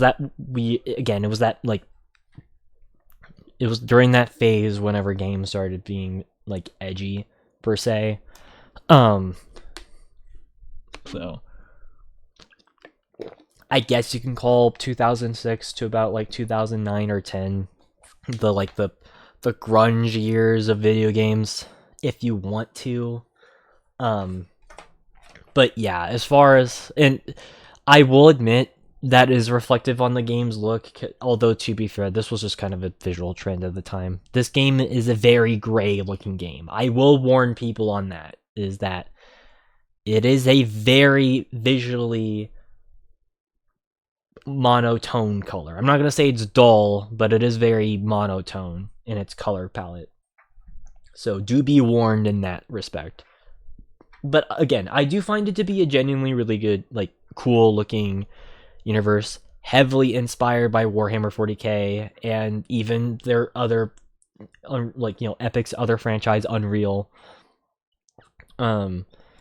I like the fact that this game has some cool, like, easy but helpful squad mechanics that they implemented. The sound design is, it's pretty fantastic and pretty, like, iconic. The controls that is one thing that Gears of War I will give credit, is that like I felt like this was definitely one of the first times when like a third person shooter like basically had like the modern control schemes a lot of shooter games in this perspective started having at this point. Like, yeah, this game basically perfected the way in which third person shooters would play from this point onwards. And I have nothing but respect for it for that. And, well, similar to what I said with Ghost Recon, there were a lot of instances where, yeah, they subverted expectations as far as fights were concerned. Which is nice. That being said, though, this game is not an easy game. It is not like the hardest game I ever played, but you do die pretty easily in this game. Just as a bit of a warning. Like, even on like the easiest difficulty, you die pretty easily. It's not like a tactical shooter, because it's not. But it is definitely a learning curve. So definitely do take that into consideration. But at the end of the day, you know, its grim, dark look, I think, kind of helps complement the overall tone and combat, like the tone, atmosphere, and just the general combat that they wanted to go for. And so I feel like Gears of War deserves to be the winner here. So I will admit I was pretty close to giving it to Advanced Warfighter, but I feel like this is the correct choice between the two. So I like Ghost Recon, but it's Gears of War. You kind of have to give it to this. Alright, so sim and strategy. This, I will admit, is the other category that it was a pretty good year for. You know, simulation and strategy fans are rejoicing because this was a pretty good year for that particular, you know, subcategory. Unfortunately, the Game Awards did not recognize this category at the time, but we do. So what we ended up choosing, I will admit there is only one game that I am hesitant at nominating on this category, and you can probably guess which one it is. Yeah, it's Ace Combat: The Belkan War. Admittedly, I just kind of wanted to fill up a sixth slot because honestly, you could make a good case that this and another flight sim that came out that same year, I'm just going to spoil it here, Microsoft Flight Simulator X, you could make a good case on which one should be on here. I think I ended up choosing Ace Combat Zero specifically because holy shit, there is way too much DLC released for Microsoft Flight Simulator X. And I do mean way too much. So I just personally felt more comfortable nominating this as a result. So it is a prequel game to the entirety of Ace Combat. It takes place before the events of Air Combat from 1995. Yes, they called it Air Combat in 95. Shut up. And yeah, it's Ace Combat. It's pretty cool and more arcadey, but still pretty fun regardless. And I recommend you guys check it out. And then we've got ourselves, ignore that. And then we've got ourselves a bunch of strategy games that it should not surprise you as to why a bunch of them are nominated. Let's start with Star Wars Empire at War, which, funny enough, I actually ended up playing back in like super late 2019, I think. So I know I did a tier list where I ranked every single game I played. I didn't actually have that on that list because I forgot. So I guess that just is reflective of just how many damn games I've played. I've played so many games, I even forgot many of them. Don't worry, I'll do an updated version of that tier list. I found a website that allowed me to kind of look back to see what games I streamed on YouTube and Twitch. So that's, I use that to kind of refresh myself. But yeah, this is like a cool mix between grand strategy and real-time strategy that I thought was pretty cool. Basically just take, it mix like Total War, well, maybe not really Total War, but more like I guess this plays more like Hearts of Iron or like a Stellaris or something like that on a more basic level though. And a lot more stressful in certain ways. And I do find it to be pretty decent. I don't like the fact that it is only Rebels versus Empire, or at least in the base game. There is the Forces of Corruption expansion that added in a third faction. Basically like a gangster, basically just like, yeah, a culmination of a bunch of different like crime organizations. I wish that, like, without mod support, I wish that there was the ability to just kind of play clones and droids in it, but again, at least you can mod those in. So, which of course, yes, this game has tons of moddable options, so that's awesome. And then so yeah, cool game I'd recommend. And then, well, we've got ourselves another licensed game. Lord of the Rings, Battle for Middle-earth 2. Yes. Long game titles. I miss that era.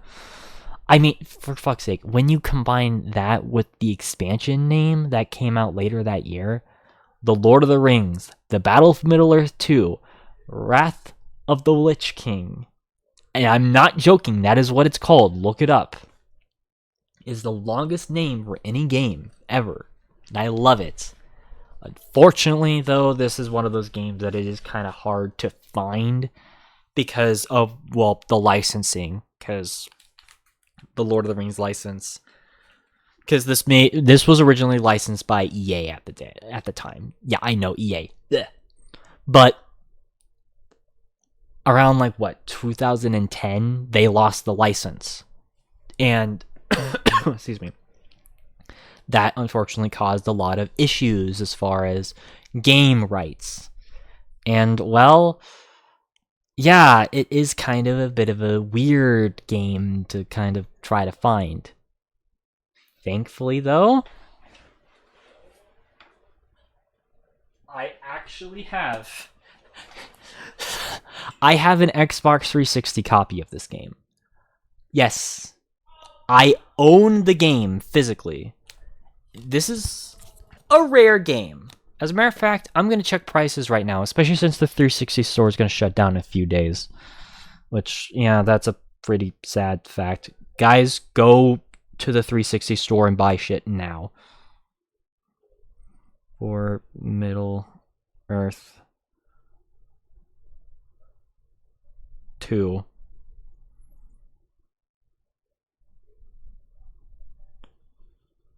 Yeah, this is a complete in-box copy too, right? Yes. Yes, it is.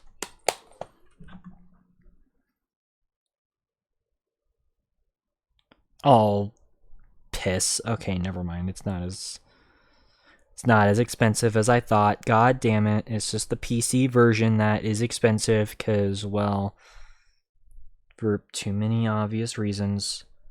But whatever. It's fine. I at least own this. Granted, it's laggy on this version. I don't recommend you guys like play this version. If you're gonna play this, go play it on PC. Especially since it's basically just I mean, okay, it's made by the same studio that would eventually make Command and Conquer 3. Yes, you heard me right. They would eventually make Command and Conquer 3, and so that should tell you just the quality level that we're dealing with. Pretty high.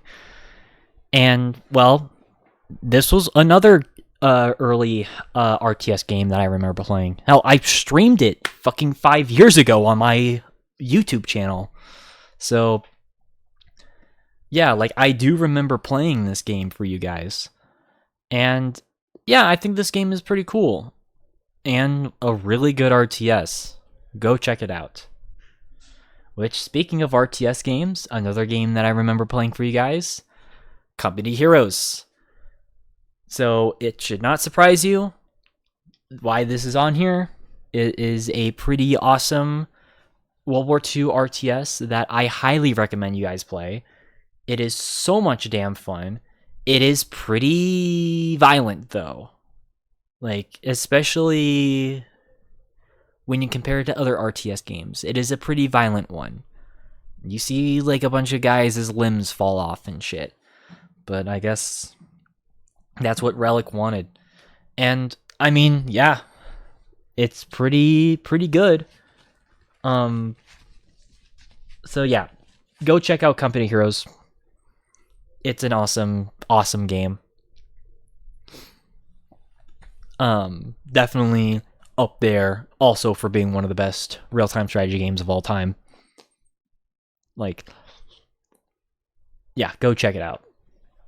And then we got Heroes of Might and Magic 5, which, at least from what I can tell, was like the last of the Heroes sub-series of Might and Magic games that is at least worth talking about, because 6 it has issues, and while 7 was not particularly liked all that much either.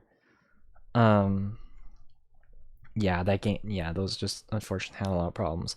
And yes, this is actually, related to Dark Messiah that we talked about earlier.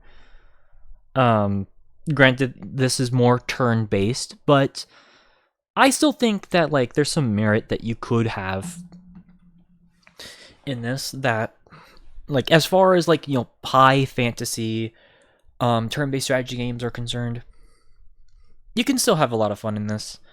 It also helps that this game has, I think, like, 2-3 expansion packs. So if you wanted more content, there you go. And again, if you wanted a more, slower paced strategy game that, like, wasn't like with Lord of the Rings, Battle for Middle-earth, where it's more faster paced because of its RTS mechanics, I recommend you guys check out Heroes of Might and Magic 5. But let's not kid ourselves with this last game, Medieval 2 Total War. I mean, I don't think I need to say anything about this game. I love Medieval 2. It's one of my personal favorite games, just period. I have so much fun every time I play it. And yeah, I do genuinely think that, like, it was a massive improvement compared to Rome 1, which came out before, and just the amount of factions that are in the game. I don't know. It just means a lot to me. So, but let's do the winner, because I think most people are gonna know what the hell I'm gonna choose as far as the winner. Where is that envelope? What the fuck? What? Where's the envelope? Oh, there it is. Okay. Sorry. I'm being stupid. Okay. Alright, here we go. This is probably the least surprising thing that's on this list, but I don't care. The award for the best sim strategy game of 2006, without a doubt, goes to Medieval 2 Total War. This is the most obvious choice. Yes, Company Heroes and Battle for Middle-earth, I will admit those two are very close, because I love my RTS games, and those honestly were the two games that really got me into real-time strategy. But can they beat out my love for Medieval 2? No. But why is that? Well, as I already said, this game was it basically just was what Rome Total War was doing, but, like, cubed. Like, it basically just took a lot of the mechanics that they had in that game and just amplified them to a T, and did a lot of quality of life stuff that unfortunately was kind of buggy with that game. It also helped that this game had a much wider map coverage of Europe and the Mediterranean, because with Rome 1, like, it was kind of squashed. They expanded it to where it's a lot more, you can actually see, like, the map a bit, like, it's a bit of a bigger map that you can go around, and that's pretty awesome. The controls, they're not as, like, slippery or, like, jagged to move. Like, the camera is way smoother to actually use, which is obviously, a big deal, and that's nice. There's a lot of other new mechanics that they also throw it in, including the religion mechanic, where, obviously you have a bit more respect for factions that are your same religion, and you can also convert entire populaces into, like, other religions. And of course, it brought us the meme that was, burning heretics, which I know in context that sounds horrible, but if you've seen any of my Medieval 2 streams, you know exactly what I mean by that. It is actually a lot more funny in context, but you get the point. Well, it's not even just that. It's also, they also, improved a lot of they also brought in some other cool new units to use. Obviously, since this was around the time when gunpowder would be kind of see its infancy, we saw this was the introduction of guns in the Total War series. And honestly, I'd say this is definitely one of the, funny enough, despite the fact that this is set in the Middle Ages, this is definitely one of the better games to have featured guns in a Total War game, oddly enough. And of course, that gets into the siege battles, which, well, this game has the single best siege battles in the entire franchise. Mostly because the battles themselves, they last the perfect amount of time. They don't drag on like they do in Empire or Napoleon, nor are they like the 10-minute battles that are in the newer games from, like, what Shogun 2 onwards. They are perfectly, length 20 to 30 minute sieges that last just as long as they should.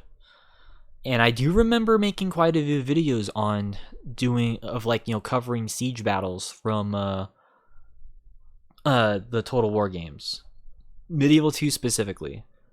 And yeah, I think it's pretty awesome to kind of, look around in the replay camera, which, yes, by the way, that's another mechanic that I do remember that this game had. I think Rome 1 had it, but it was a bit buggy.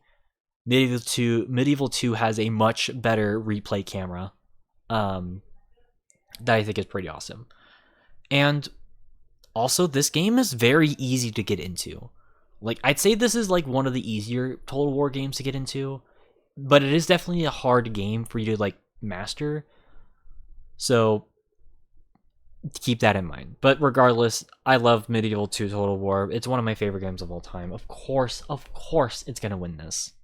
So I know it's biased. I know it's a biased pick, but I don't care. It's my show. So anyways, let's move on to the next category. And we're going to make these real quick because I am realizing just the time is going way too fucking fast. And we just got halfway done with this. So I guess that's what happens whenever I get sick. But anyways, so yeah, we're going to get through the rest of these pretty fast.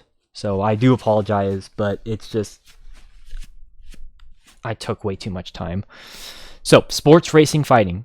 Should not surprise you that we found some stuff, though admittedly, this was kind of a hard one to choose. But I did end up having some choices. Once you see the nominees, you'll see which one's going to win, but I decided to give some of these games a shout out anyways. So, first of all, Mortal Kombat Armageddon. This is around the dark ages for Mortal Kombat, I am well aware. Like the 2000s is not really a fondly remembered time when it comes to Mortal Kombat games. That wouldn't be until the 2010s. That being said, though, I did notice that there were a decent amount of, like, positive reviews for Mortal Kombat Armageddon. And so because of that, I wanted to at least give it a nod. Because I think this was kind of the beginning as of whenever they finally started to kind of get their shit together after, that terrible period from like 7 to about like 2005 that Mortal Kombat was dealing with. I'd say this was sort of the beginning as of whenever they started to finally get away from that. And so I'd say that's respectable. And yeah. Need for Speed Carbon. So again, we've been nominating a lot of Need for Speed games, but that's because, well, truth be told, because of a certain somebody that has honestly kind of got me into more racing games. And I feel like Need for Speed, there's so many damn games to choose from, but Need for Speed Carbon, I do think if you like outdoor races, I'd say this is definitely one of your better bets. So I guess in that respect, go check it out. It's not like entirely my thing. I'm more into the more cop chase based games. Like Most Wanted or Hot Pursuit, stuff like that. But Carbon is still a good choice. And then we got Tony Hawk's Project 8 with that very, very, very, very, very terrifying cover art of that AI generated. I know it's not AI generated. This was fucking, 13, 15 years before that shit even was a thing. But God, look at his eye. That's such a bad cover. Anyways, this is another mainline Tony Hawk game that honestly I kind of forgot about. Because I mentioned American Wasteland, and of course we talked about Proving Grounds. I kind of forgot this was also a mainline Tony Hawk game. But it's a decent enough of an attempt. Again, this was kind of one of those weird... Because this was the transitionary year between 6th and 7th gens. Of course, this was kind of put into the crossfire of that. But I'd still think this is a decent little project within the Tony Hawk game mythos that I recommend you guys check out. And then, well, let's not ignore the elephant in the room, Wii Sports, which this was also a launch title for the Wii, and it was a massive deal. Everyone and their mother and even their grandmother played it. It was that damn popular. Everyone played Wii Sports. And, well, there's a reason why. Because it was kind of fun. I mean, again, even though I bought myself a Wii, I seeked out a copy of Wii Sports for that new Wii. I've got it on my shelf, as a matter of fact. Like, granted, it is the flyer that... Well, okay, I guess that's kind of fine. Yeah, it's like, the flyer thing, the pamphlet thing, whatever the hell this is. But it is still a copy of Wii Sports Unlimited. Oh, it's still in there, okay. But yeah, like, this is how it was originally put. It was basically a demo disc. But it was popular enough that it got a sequel in 2009, baby. Wii Sports Resort. So that's how big of a deal Wii Sports was back in the day. And well, it looks like Nintendo Switch Sports has definitely helped fill up that legacy. So, but of course, let's get into the winner. It should not surprise you what's going to win on this one. So, the award for the best sports racing fighting game of 2006, unsurprisingly, goes to Wii Sports. Surprising no one. But that's... Yeah, I know. This is also a rare win. This is a rare instance of something happening on the show. Wait. A sports game? Winning best sports racing fighting game? I thought you only liked racing and fighting games. Well, 99% of the time, yes. But this is not the 99%. This is the rare, very, very rare instance of a sports game that I actually genuinely really do like. It is a basic game. As a matter of fact, it is basically more of a minigame themed, like sports themed minigame set. But these were genuinely solid minigame sets at its core. And well, I was not particularly lying whenever I said everyone and their mother and their grandmother was playing this, because anyone can get into these. There is a reason why the ad campaigns for the Nintendo Wii back in the day was them showcasing this game in particular. And it was to showcase that this is a system that anyone of any age can get into. Because, put it in perspective, back in 2005, Nintendo was in a pretty bad spot, because their more recent consoles at the time, the 64 and the GameCube, they were not selling as well as they were hoping they would. And yeah, that put Nintendo in a pretty bad spot. And they were banking on their next console to become a pretty big success. And well, what better way to market your game console than to market to the older crowd? And well, it succeeded. But even as someone who is in their 20s, I still find this game to be pretty fun. Hell, I remember when we actually first got the first Wii that we had back in Christmas of 2006. Yes, I remember when we opened up our presents, like me and my cousins, and we opened our presents and we saw our guardians say, here's specific presents for you and you and you.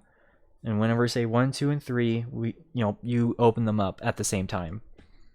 And we opened them up, and my present was the console itself, and then one of my cousins had the controllers. One of my cousins had the games, and then another one of my cousins had the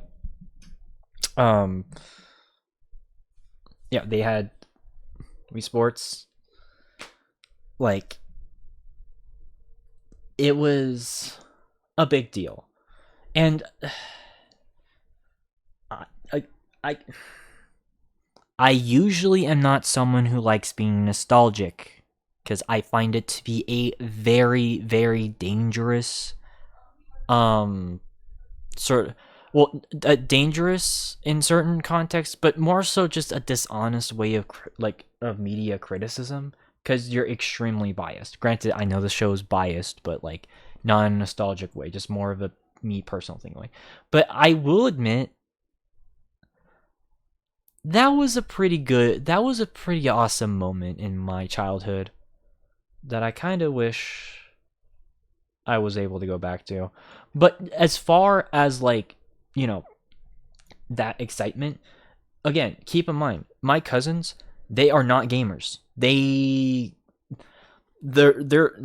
stuck in 2006 as far as video games are concerned. Like, they don't know video games at all. But they loved playing this. Granted, only for a few years, because I mentioned before, we had a problem. We had the problem of only relying too much on the on the motion controls. But you get the point. Is that this game helped sell the Wii as a launch title, and that was pretty damn impressive. And here's the thing, even though that this game was comprised of minigames mostly, there were still the challenge modes that they added in that were themed around the minigames, but you can still get mastery ranks for. So it wasn't like a complete So it wasn't like completely just limited to being a demo game. It was a legit game. And well, it also helps that this game has iconic presentation, like, the sound effects, the music, obviously the Mii's themselves, like, yeah. And well, truth be told, this is the best demo game that has, you can make a good case that this is the best demo game ever made. And, one of the best launch games ever. I mean, Twilight Princess obviously was a launch game as well. But as far as games that came bundled with a console, Wii Sports, you can make a really damn good case that this is one of the better ones. Like, I mean, you could, to be fair, there's also Super Mario 64 or Super Mario World for the N64 and Super Nintendo proper, like, respectively, or even Luigi's Mansion for the GameCube. But I think the point remains that, yeah, this is definitely up there. So I guess in the sense of just being more of a demo, that's what I'm trying to go at. But okay, so yeah, that's best sports racing fighting game, and I think everyone's going to agree with that. But anyways, multiplayer game. So this one, I think this one's going to be real quick because it is mostly going to be games that we've talked about before. It should be pretty obvious. But there are 2 new games that I added here. So, but what did the Game Awards originally choose? Come on. Damn it, I actually forgot I put that on here. Fuck, man. Yes, they put Splinter Cell Double Agent on here, which is an objective no. Yes, it has Spies versus Mercs, but you can play that on Chaos Theory, so no thank you. Hell to the no. I don't think I need to repeat myself. Also, it should not surprise you that Metal Gear Solid 3 also should not be on here. I know it's subsistence. How the fuck you pronounce that word? But again, that is a re-release. It does not count. So, massive, massive fucking L with those 2 games. That being said, though, Graw, Company Heroes, and Gears of War, fair enough picks. I mean, Advanced Warfighter does have the benefit of having the co-op campaign, so that's obviously, a bonus. Company Heroes, of course, being an iconic and amazing RTS game in its own right. And then Gears of War, of course, being popular with its PvP multiplayer. So it should not surprise you that those are on here. And thank God Gears of War was the one that won. It wouldn't have been my first choice. My first choice out of these probably would have been Company of Heroes, but that's fine. But let's do something interesting. I'm going to add Battlefield 2142. So yeah, I think, okay, I did remove Ghost Recon Advanced Warfighter, but I replaced it with 2142. Mostly because of that Titan mode. I think that Titan mode really does carry 2142. But I'm also going to add in Medieval 2 on this entire list. Because, again, that game has a really damn solid, ground,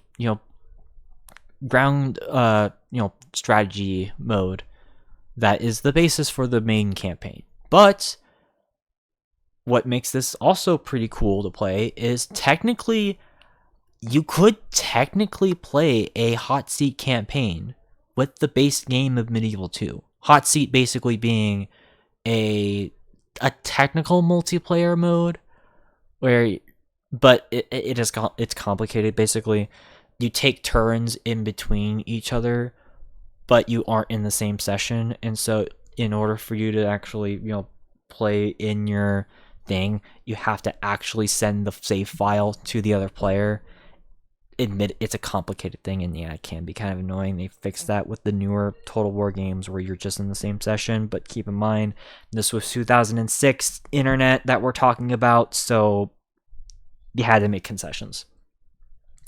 But yeah, even if that hot seat is complicated, I still find the actual game itself, like the regular multiplayer, to be pretty fun. But I am going to give 2 new games, or at least 2 new for this here tonight, a shout out. Red Orchestra Ostfront 41 to 45 is a tactical World War II shooter set in Eastern Europe. Basically, yeah, from the invasion of the Soviet Union by the Germans all the way up until the Battle of Berlin. And it pretty much covers basically the entire area of Central and Eastern Europe, which is pretty cool. And like I said, it is a tactical shooter, and so it is a lot slower, but the time to kill is pretty high. But I find it to be a pretty enjoyable, and also this was originally an Unreal Tournament 2004 mod. I forgot to mention that. But I do find it to be a pretty fun experience. That is challenging, but even just fighting with bots, you can still have a fun time. And it offers like a decent like challenge, and also a ton of maps. Oh my god, like it's insane with just how many maps there are. So again, a more of a underdog pick for sure, but one I wanted to give it a mention to, especially since I have played its sequel a couple times for you guys, and I even remember putting this in one of our tier lists. So it felt natural for me to bring it back. So, and well, you can't talk about my channel without talking about Gary's Mod. Medieval 2 and Gary's Mod are easily 2 of my favorite games of all time. So, but admittedly, I didn't know where else to put Gary's Mod, because it's not an action-adventure game, because you don't have objectives normally.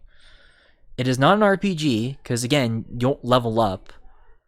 And it's not a simulation game technically, because what are you trying to simulate? Or at least with the base thing. It is a sandbox game by definition. And it is the second best sandbox game of all time. So, Gary's Mod is a game that I definitely do personally love. And it just felt wrong not to give it at least a nomination. And I think best multiplayer is the best place I could do it for. Especially considering that there are so many game modes that people have made for Gary's Mod. It's insane. And there's so many stuff like Trouble in Terrace Town, Death Run, role-playing servers, so many role-playing servers. Like, it's insane. And again, just the fact that it is a sandbox game and you can do whatever the hell you want in it is awesome. And excuse me. And it's on the Source engine, which, as you guys know, is one of my favorite engines of all time. Partially because of this game. And so, yeah, I had to at least give it a nominee. It did not feel right to give it an honorable mention. It did not feel right. So, I hope you guys at least understand. But alas, there can only be one winner. It should be pretty obvious what's going to be the winner for this, because of the categories. So, let's do it. So, the winner for the best multiplayer game of 2006 goes to Gary's Mod. So, yes, this had to be the winner. I was originally going to give it to Battlefield 2142, I will admit, but I just did not know where else to put this game. Because, again, this game means a lot to me. Because this is the game that, I played so many, I've had so many videos and streams where I've played on Gary's mod. Like, it's one of those games that, like, I've played so much of that, like, it's a part of my life. Like, it's insane. Like, and again, the community modes, there are so many, like, community made game modes that have, changed the face of gaming as a whole. That came from this game. Like, yeah, Trouble in Terrace Town, Murder, Roleplay, Death Run, Prop Hunt. That's another one I forgot to add on there, but Prop Hunt is another one that was pretty big. Like, and this game was huge as far as being all over internet content back in the day, like, which solidify its legacy. And the fact that it has its sandbox, community driven sandbox design allows for so much just general versatility for this game. Like, I can't think of many other games other than maybe Minecraft that allow for such creative freedom. Like, it's insane. And, well, because of that, this game has basically endless hours of fun. Yes, of course, there's been so many controversies involved with this game, and whatever bullshit happens and has happened in this game should be condemned. No doubt about it. That being said, though, this game, funny enough, it is my most played Steam game, but more so in like some weird technicality stuff. It's more so just stuff that were, just in game. So my Steam hours are not exactly accurate, but this is still easily my most played Steam game for sure. It may even be my most played game. I don't know.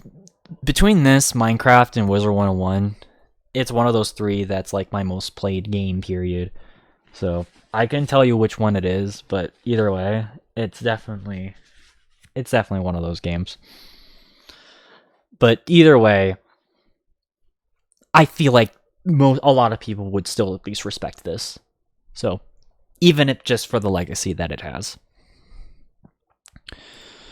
All right, which, speaking of, new content made by people, let's talk about the best expansions.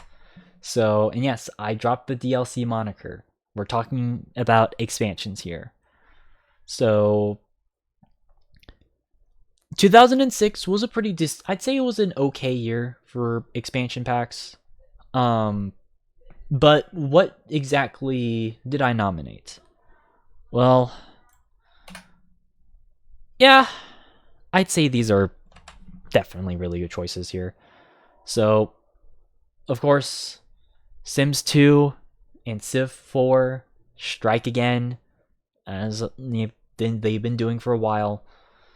Obviously with Sims 2, this time we've got Open for Business, which basically added in new business opportunities for your Sims for Sims 2. So, which is a pretty good opportunity. And also, actually, let me check the back of the box, because yeah, this is actually one of the expansions that I own. I also own The Sims Pets, which, yes, that did come out that same year. But I ended up choosing Open for Business because I've seen more people consistently call this the better expansion compared to like Sims Pets. But anyways, yes, 125 new items, of course. Oh yeah, that's right. This one also allowed to not only for you to choose between a bunch of different businesses, but also allowed you to create your own business, which is pretty awesome. Yeah, and there's also like different there's also they also added in elevators, which was pretty nice. yeah, there's toy shops, there's jewelry, there's a bunch of stuff that they added into this. So if you are like a hardcore Sims 2 player, this there's a good chance this is probably one of your favorite expansions for sure. So I had to at least give credit where credit is due. And then we have Half-Life 2 Episode 1, which I don't know, guys. I feel like in comparison to like the base Half-Life 2 or even Episode 2, this one's just a bit of weak sauce material. Like, I feel like there just wasn't enough. I don't know. It just felt like it was just a bit lower stakes than it should have been. At least in my opinion. And that not to mention the fact that like in the entire expansion you're inside of City 17 pretty much the entire time. Which yeah, that was pretty lame too. I mean, for fuck's sake, the only thing that this basically added was the Zombine. So, but that was it. It's not bad, it's just, it could have been way better. And then, of course, we got Civilization for Warlords, which, I mean, look at that fucking cover. God. Oh my god, that's so stupid looking. Yeah, they used like actual people. Like what the hell? But yeah, no, this was more of a I mean, it's in the name. It added in more war-based stuff for your Civ 4 gameplay.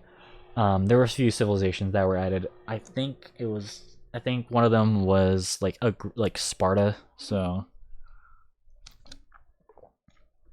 that's cool.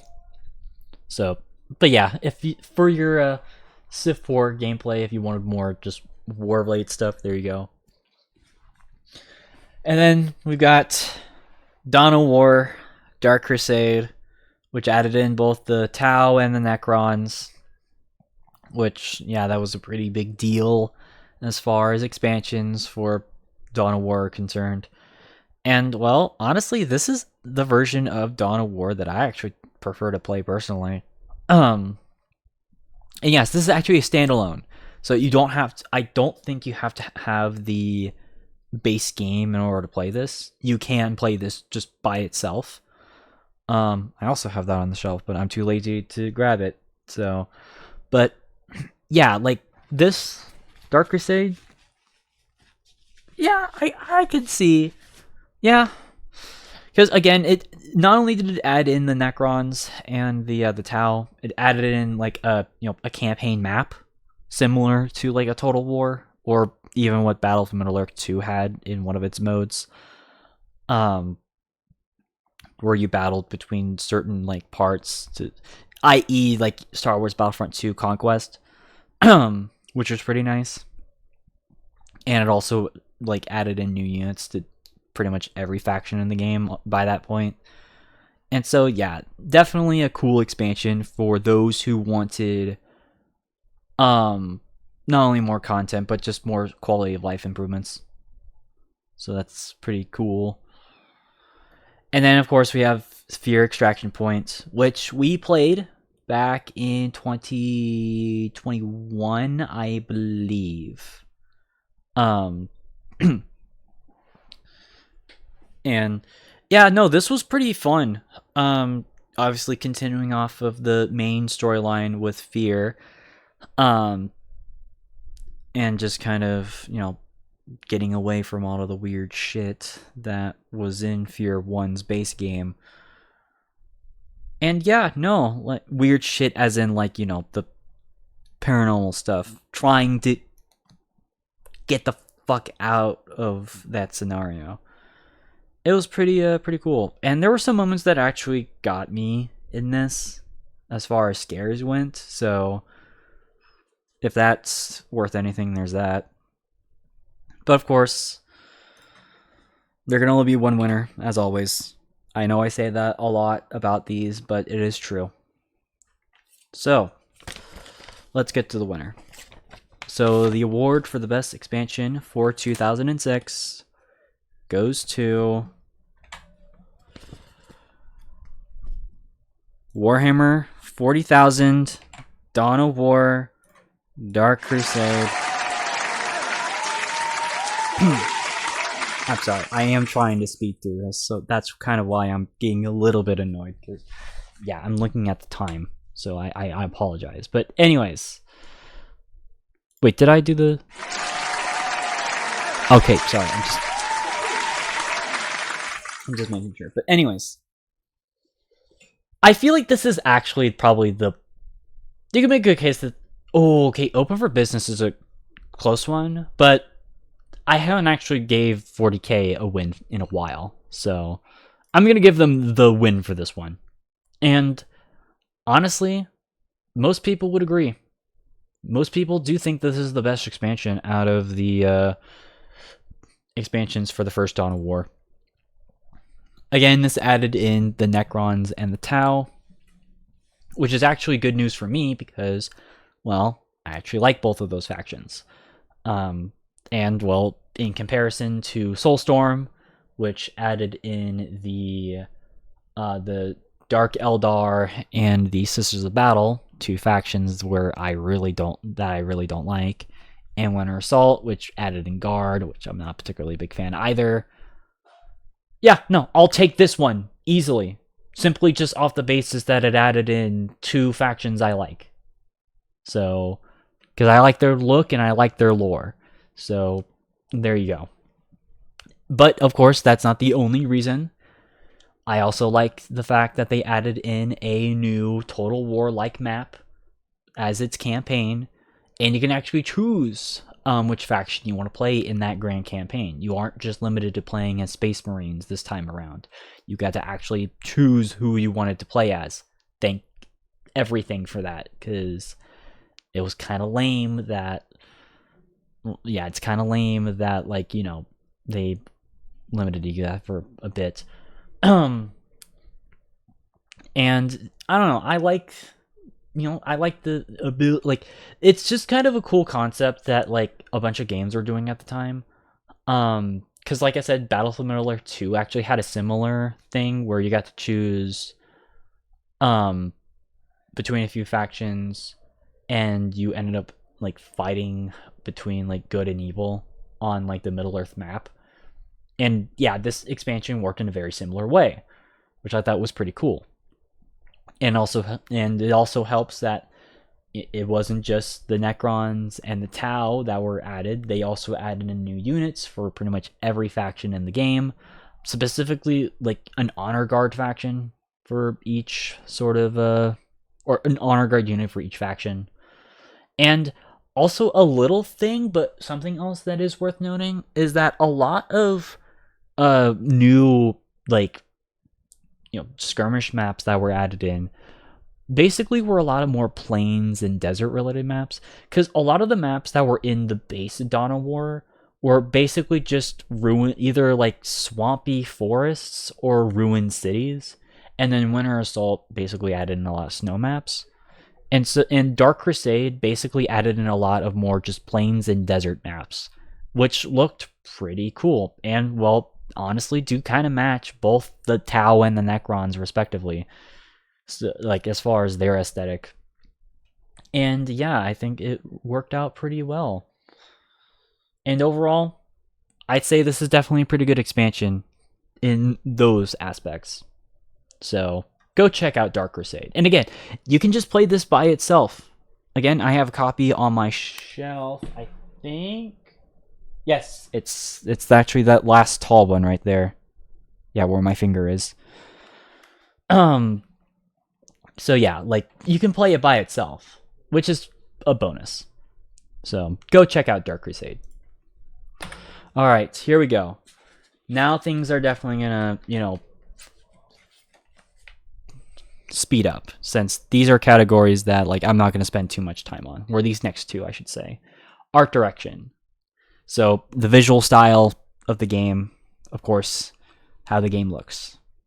So it should not surprise you with a few of the games that are going to be nominated. So let's just show it to you guys. Okami, it should not surprise you. This game has a very distinct Japanese ink painting look, which looks really cool. Persona 3, of course, for its anime mixed with like music, I guess, sort of, interesting, look. Also with that contrast with blue, I think makes it very, I mean, I'd say every single Persona definitely has their distinct color palette. Like the first one I'd say is like very green. The second game is definitely a lot of purples. This one's blue. 4 is yellow. 5 is red. Who knows? 6 might use orange. So yeah, like every game has like a very distinct color palette. And yeah, Persona 3 has that. Destroy All Humans 2, of course, with that sort of 50s, 60s, comic book, I guess, look that it has, or at least somewhat inspired by that look, which I think is pretty interesting. And then, of course, Twilight Princess with that very, I guess, sort of Aztec-y look that, they were trying to go for with Zelda at the time, which I think looks kind of cool. And it helps that, like, admittedly, this is kind of the Link, this is the Link model that I actually personally prefer. I prefer him to look a bit more realistic, which, yeah, might be a bit weird with, like, like I said, the more cartoony, almost Aztec Mayan look that a lot of the game has. But I don't know, I still think it looks pretty cool. But of course, let's shout out the winner. So again, a very quick category, but it's pretty self-explanatory. So okay, I'm sorry, I don't know how to turn them. But anyways, so here we go. So the winner for Best Art Direction of 2006 is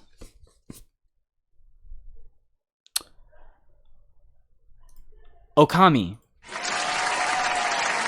This damn game is so damn beautiful. Oh my god. Like, again, both the original and even the HD version. Holy shit, this game is so damn cool. So, again, this game has a very distinct looking Japanese ink paint look to it. And yes, while the game is mostly in 3D, this is kind of a similar rendition of what the game actually looks. If it was 2D here. Like, it is genuinely insane. And not only that, but also the aesthetics themselves, like the art direction, not only, helps with the look of the game, it actually is directly tied to certain parts of the gameplay. So, for example, when you're fighting like an enemy or like a boss, if you score a critical hit, it actually sort of zooms out of the frame, and it shows basically, it basically shows that like the game itself was on like an ink spot of like a piece of paper. And I'm pretty sure you have to like use the ink pen to like sort of slash out the enemy as you like go through. Like, it's such a creative way of using the art direction, like the game's art design, to tie into the gameplay. There is no other game that not only looks like this, but even does a mechanic like that. It is actually really damn cool. Like, that might be kind of hard for me to describe, but just go watch any gameplay of it. You will understand immediately when I talk about it, whenever you see like a boss fight. It is awesome. And truth be told, honestly, you could, granted this is not, I forgot to add, this is like the final bulletin, but actually I'm gonna do it now that I think about it. You could make a good case that this game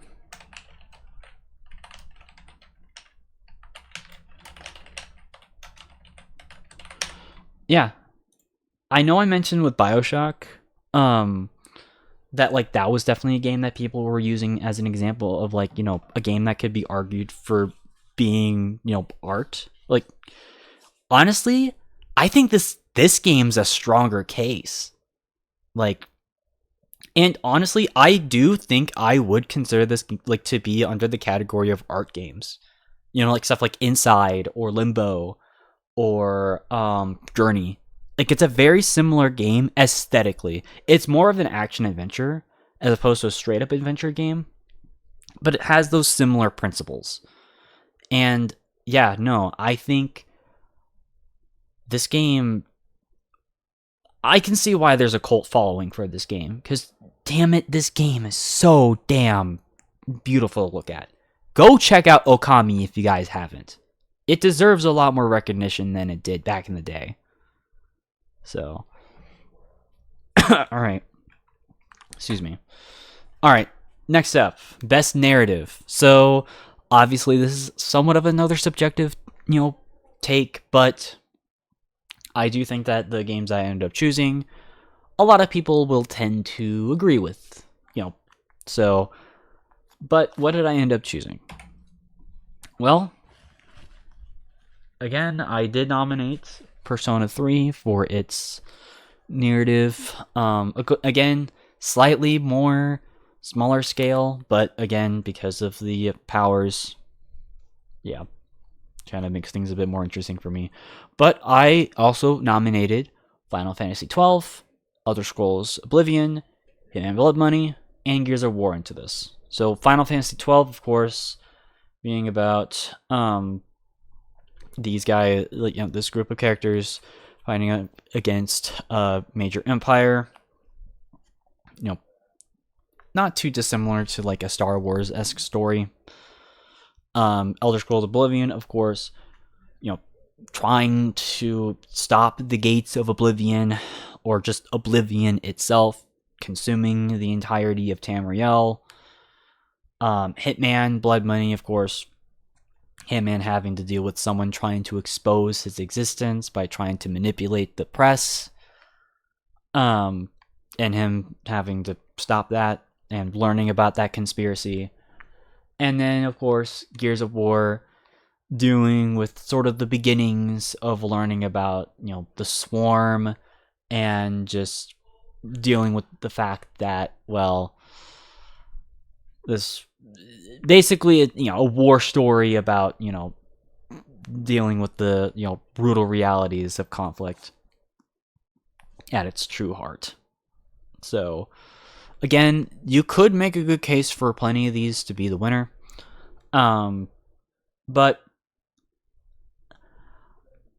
I definitely would say that, like, there's some that are stronger than others. Like, for example, I would probably say that, like, the narrative structures of Final Fantasy 12 and Hitman Blood Money, you could argue are better than Oblivion and Gears of Wars. So, okay, yeah, they're fucking yelling. I'm gonna have to do this real fast.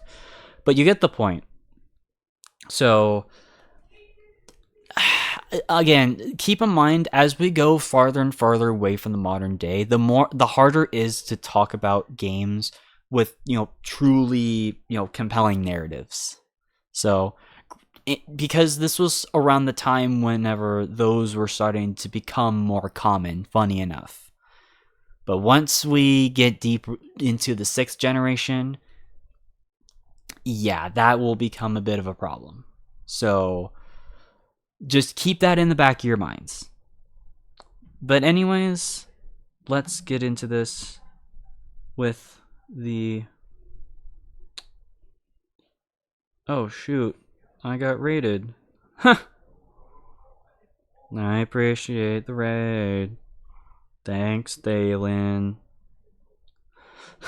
I'm so sorry. I feel like I... Wait, when was that?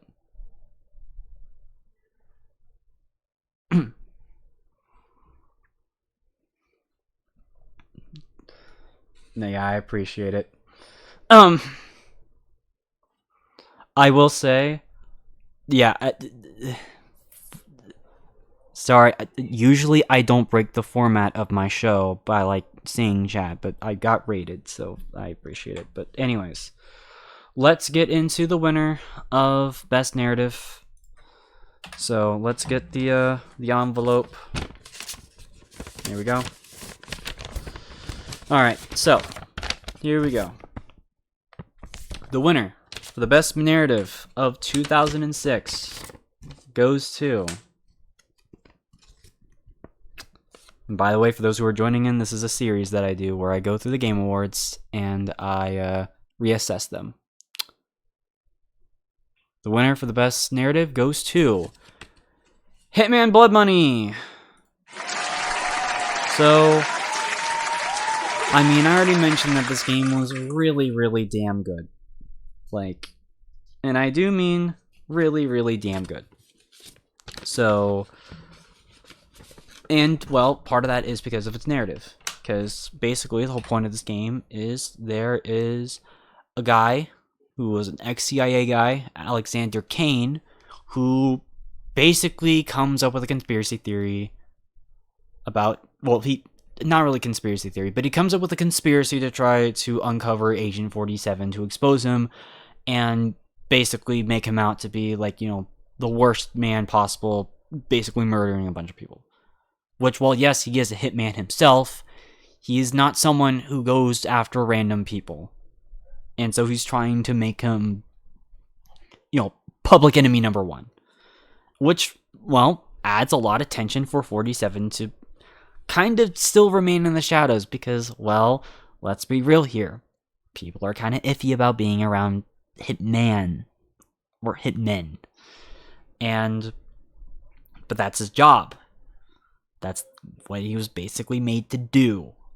So, and this does kind of help also bring into light of some of the elements from previous games where he basically kind of has somewhat to deal with like the fact that like, yeah, he wants to find some purpose in other things, but last time he tried doing that, he got brought back into the hitman business.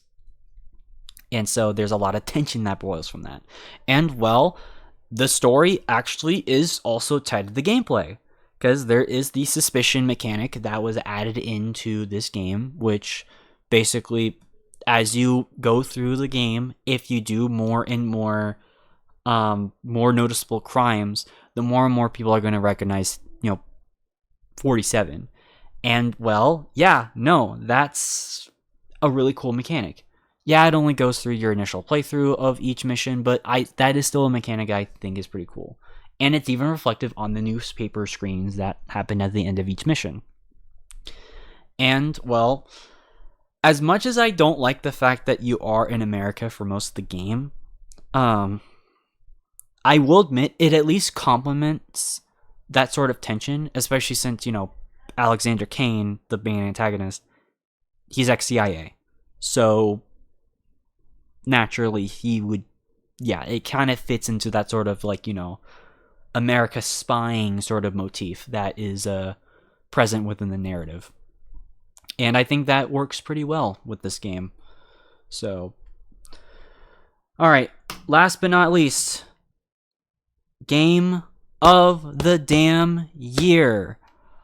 So, oh my god, Game of the Year is, of course, the biggest award of the night, as everyone knows.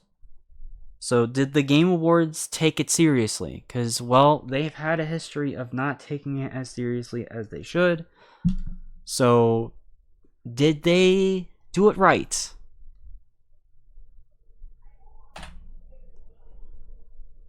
Mostly, actually, I don't hate this.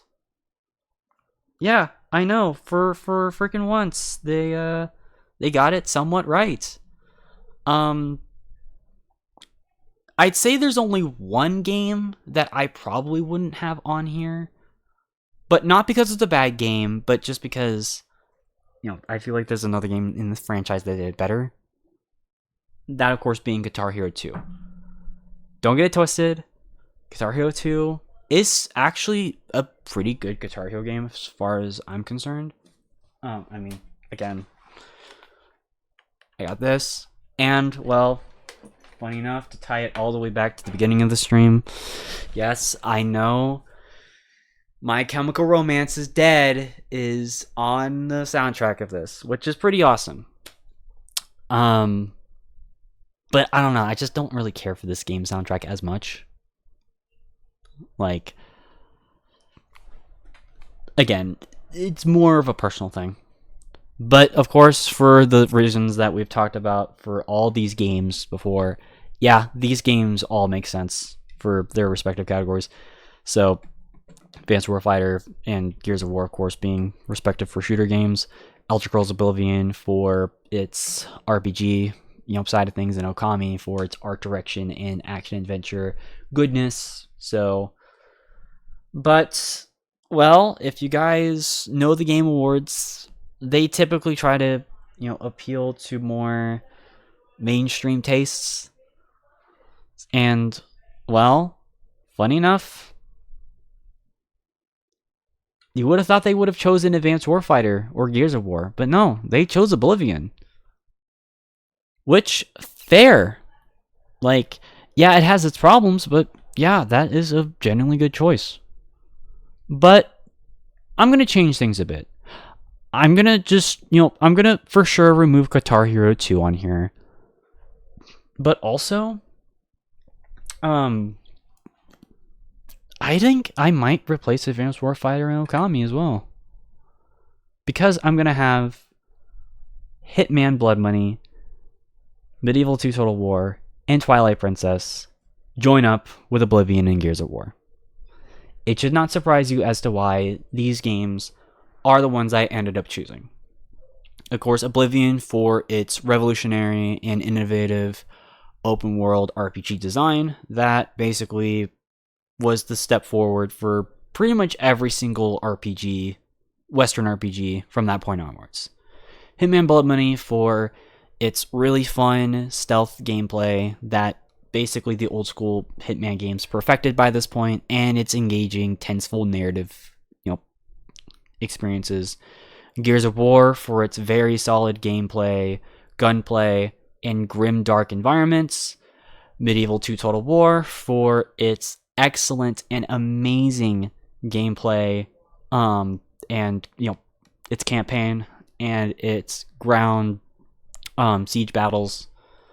And Legend of Zelda Twilight Princess for its more serious take on the Zelda IP and its fun wolf transformation, like its animal transformations, and just being just kind of more my general vibe.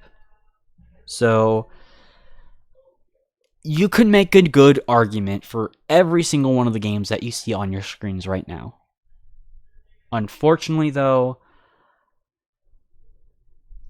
we have to choose a winner. So, as the final award for the night, let's get this on. So, the Game of the Year for 2006 goes to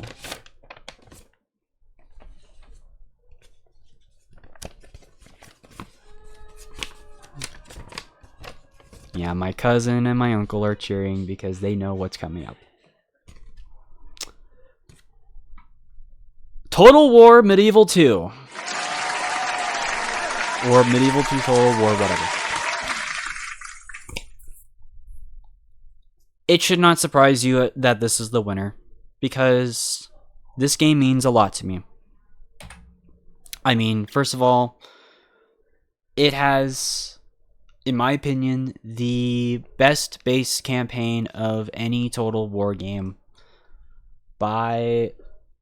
Actually, okay, to be fair, Shogun 2 and Warhammer 2 are pretty close. But I think because of the mechanics that were in this game, I think this one has the edge. Because it just has the perfect feeling of feeling old and new that I love. This game also has tons of replayability that is not offered in many other games from that time, and honestly, even since. Like, there are so many things you can do in this game that honestly do make this a memorable and an enjoyable experience. This game also has tons of fun single player and multiplayer experiences, both on the campaign map and on the individual battles that you can do. Especially those siege battles. I know I keep pointing those siege battles out, but those are so damn fun. And it's just an overall enjoyable grand campaign that anyone can get into. Like, this is not a game that is so hard that it will be like it pushes players away. But it is a game that does require patience. And I do recommend you guys check it out. And, well, as a bonus, this game has a shit ton of mod support. There's so many goddamn mods. Mod database has so many amazing mods for this game, including Third Age Total War and Stainless Steel being amongst my personal favorites. So I recommend you guys check out Medieval 2 whenever you guys can. But of course, let's recap the awards. So, Best Action Adventure went to Zelda Twilight Princess. Best Platform Game went to Daxter. Best RPG went to Elder Scrolls 4 Oblivion. Best Shooter Game went to Gears of War. Best Sim Strategy went to Medieval 2 Total War. Best Sports Racing Fighting went to Wii Sports. Best Multiplayer went to Gary's Mod. Best Expansion went to Warhammer 40k Dawn of War Dark Crusade. Try saying that 10 times fast. Best Art Direction went to Okami. Best Narrative went to Hitman Blood Money. And of course, Game of the Year went to Medieval 2 Total War as well. As far as my personal top 10 favorites of the year, we've got Medieval 2 Total War, Hitman Blood Money, Gears of War, Elder Scrolls 4 Oblivion, Legend of Zelda Twilight Princess, Lego Star Wars 2 Original Trilogy, Company Heroes, Final Fantasy 12, Battlefield 2142, and Gary's Mod, of course. So, in no particular order, by the way. Although, Medieval 2 and Gary's Mod are definitely pretty high up there. And let's not forget about the games that could not have reached these for one reason or another, but I wanted to give a shout out to. So, Onimusha Dawn of Dreams being the last major Onimusha game. So I wanted to give that a shout out. Siphon Filter Dark Mirror for being a pretty good PSP exclusive for the time. So that's always nice. Sin Episodes Emergence for... This one's more of a guilty pleasure of mine personally. It's not really an honorable mention. It's just a continuation of 1998's Sin, just on the Source engine. Kind of doing the Half-Life 2 approach. And I think it's a decent experience, if a bit cut short for too short, if you know what I mean. Call of Warhez, I think was definitely a cool, experiment that Techland did. And this was sort of like one of their first, shooter games, which I can commend, especially one set in the Wild West. Okay, Just Cause. This was the game I was debating between this and Destroy All Humans 2, but I ended up choosing not to adding Just Cause, because I feel like this game is iffy with some people. Like, the reviews weren't particularly too high on certain console versions, because this was a cross-generational release, and yeah, it was just... There's just some issues. I still like it, though, but yeah. And, well, it should not surprise you that Microsoft Flight Simulator was definitely the game that I was debating on whether or not I wanted to have in the Ace Combat thing or this. This game has way too much DLC. Holy shit. Microsoft, make all that shit free. Please. So, yeah. Sid Meier's Railroads kind of being a reimagining of Sid Meier's Railroad Tycoon. I want to say remake, just kind of more of a spiritual successor. So there's that. Guitar Hero 2, of course, being, yeah, you guys know Guitar Hero. SOCOM Combined Arms being a more spin-off of the SOCOM games. That was fine. Wasn't anything particularly too crazy. Warhammer Mark of Chaos being a more like turn-based, not turn-based, real-time tactical like strategy game, like not really Dawn of War like, even though I feel like that could have been the best thing for it, but still kind of cool for what it was. And then Rainbow Six Vegas. Some people are probably going to be upset that I didn't have this as a nominee, but I feel like just Vegas 2 just did it better. Like, I don't know, Vegas 1 I feel like is just a bit too slow, and there's more instances I feel like where I just felt like it was more bullshit whenever I died. Like, there are instances where you do get stuck in this game way more easily, and I don't like that. Yakuza 2. Yeah, I got Yakuza 2 on here. But I've never played it. So I can't, like, I don't know if I feel like I have too much of a say. So, yeah. And then, of course, behind my screen, okay, no, you can see the game name itself. Lost Planet Extreme Condition. Yeah, this one's an interesting one, because this was released in Japan in 2006 and then North America in 2007, but because of the rules, it fits for 2006. It's a decent game, but I don't know. It's just kind of one of those games where it's like, it's either your thing or it's not. So, it's a third-person shooter, by the way, for those who don't know. So yeah, I don't know. Go look into it if it's your thing. That's cool. If not, fair. But either way, that concludes 2006. Again, I don't know which year. I don't know. This year, again, I feel like was just kind of iffy. You know? Like, again, Gary's Mod and Medieval 2 Total War obviously are goats from this year. Don't get it twisted. But I don't know, I feel like with every other game, you can definitely give or take. I'd say Gears of War, Twilight Princess. But even then, people are iffy about that one. I don't know. You guys can choose. But either way, I hope you guys did enjoy. And I do apologize if I was kind of out of tune with this particular episode. It's because, well, multiple things. Again, I was sick, and I just have not streamed in like a week. So, and again, shout out to Thalen for the raid. I'm sorry if I didn't acknowledge the raid. It's just the nature of this series is that I need to focus on getting this done. So I do apologize for those who just kind of joined in and just kind of didn't like the fact that I was talking the whole time. I sincerely apologize for that. It's just the format of the show. But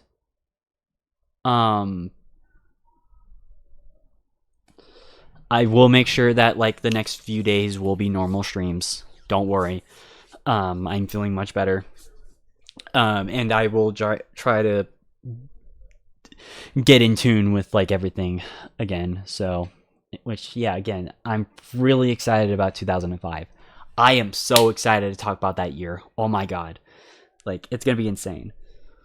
But, again, I hope you guys did enjoy this. If you guys did, make sure to hit that follow button down below and turn the bell icon. If you're watching this on YouTube, hit that subscribe button and also hit the bell icon over there. While you guys at it, check out the links down below, specifically the Discord, SoundCloud, and the Humble Bundle affiliation link. Those help me out in the long run. And if you want to directly support me on Twitch, make sure to hit that subscribe button as it directly supports me and the channel. If you can't necessarily do that, that's completely fine. I'm just glad that you guys took time to watch this. But regardless of all that though, Make sure to share the stream to other people as well, and continue to be awesome people in the process. But until then, I'll see you guys on the next one. Have your night, and peace out. Bye.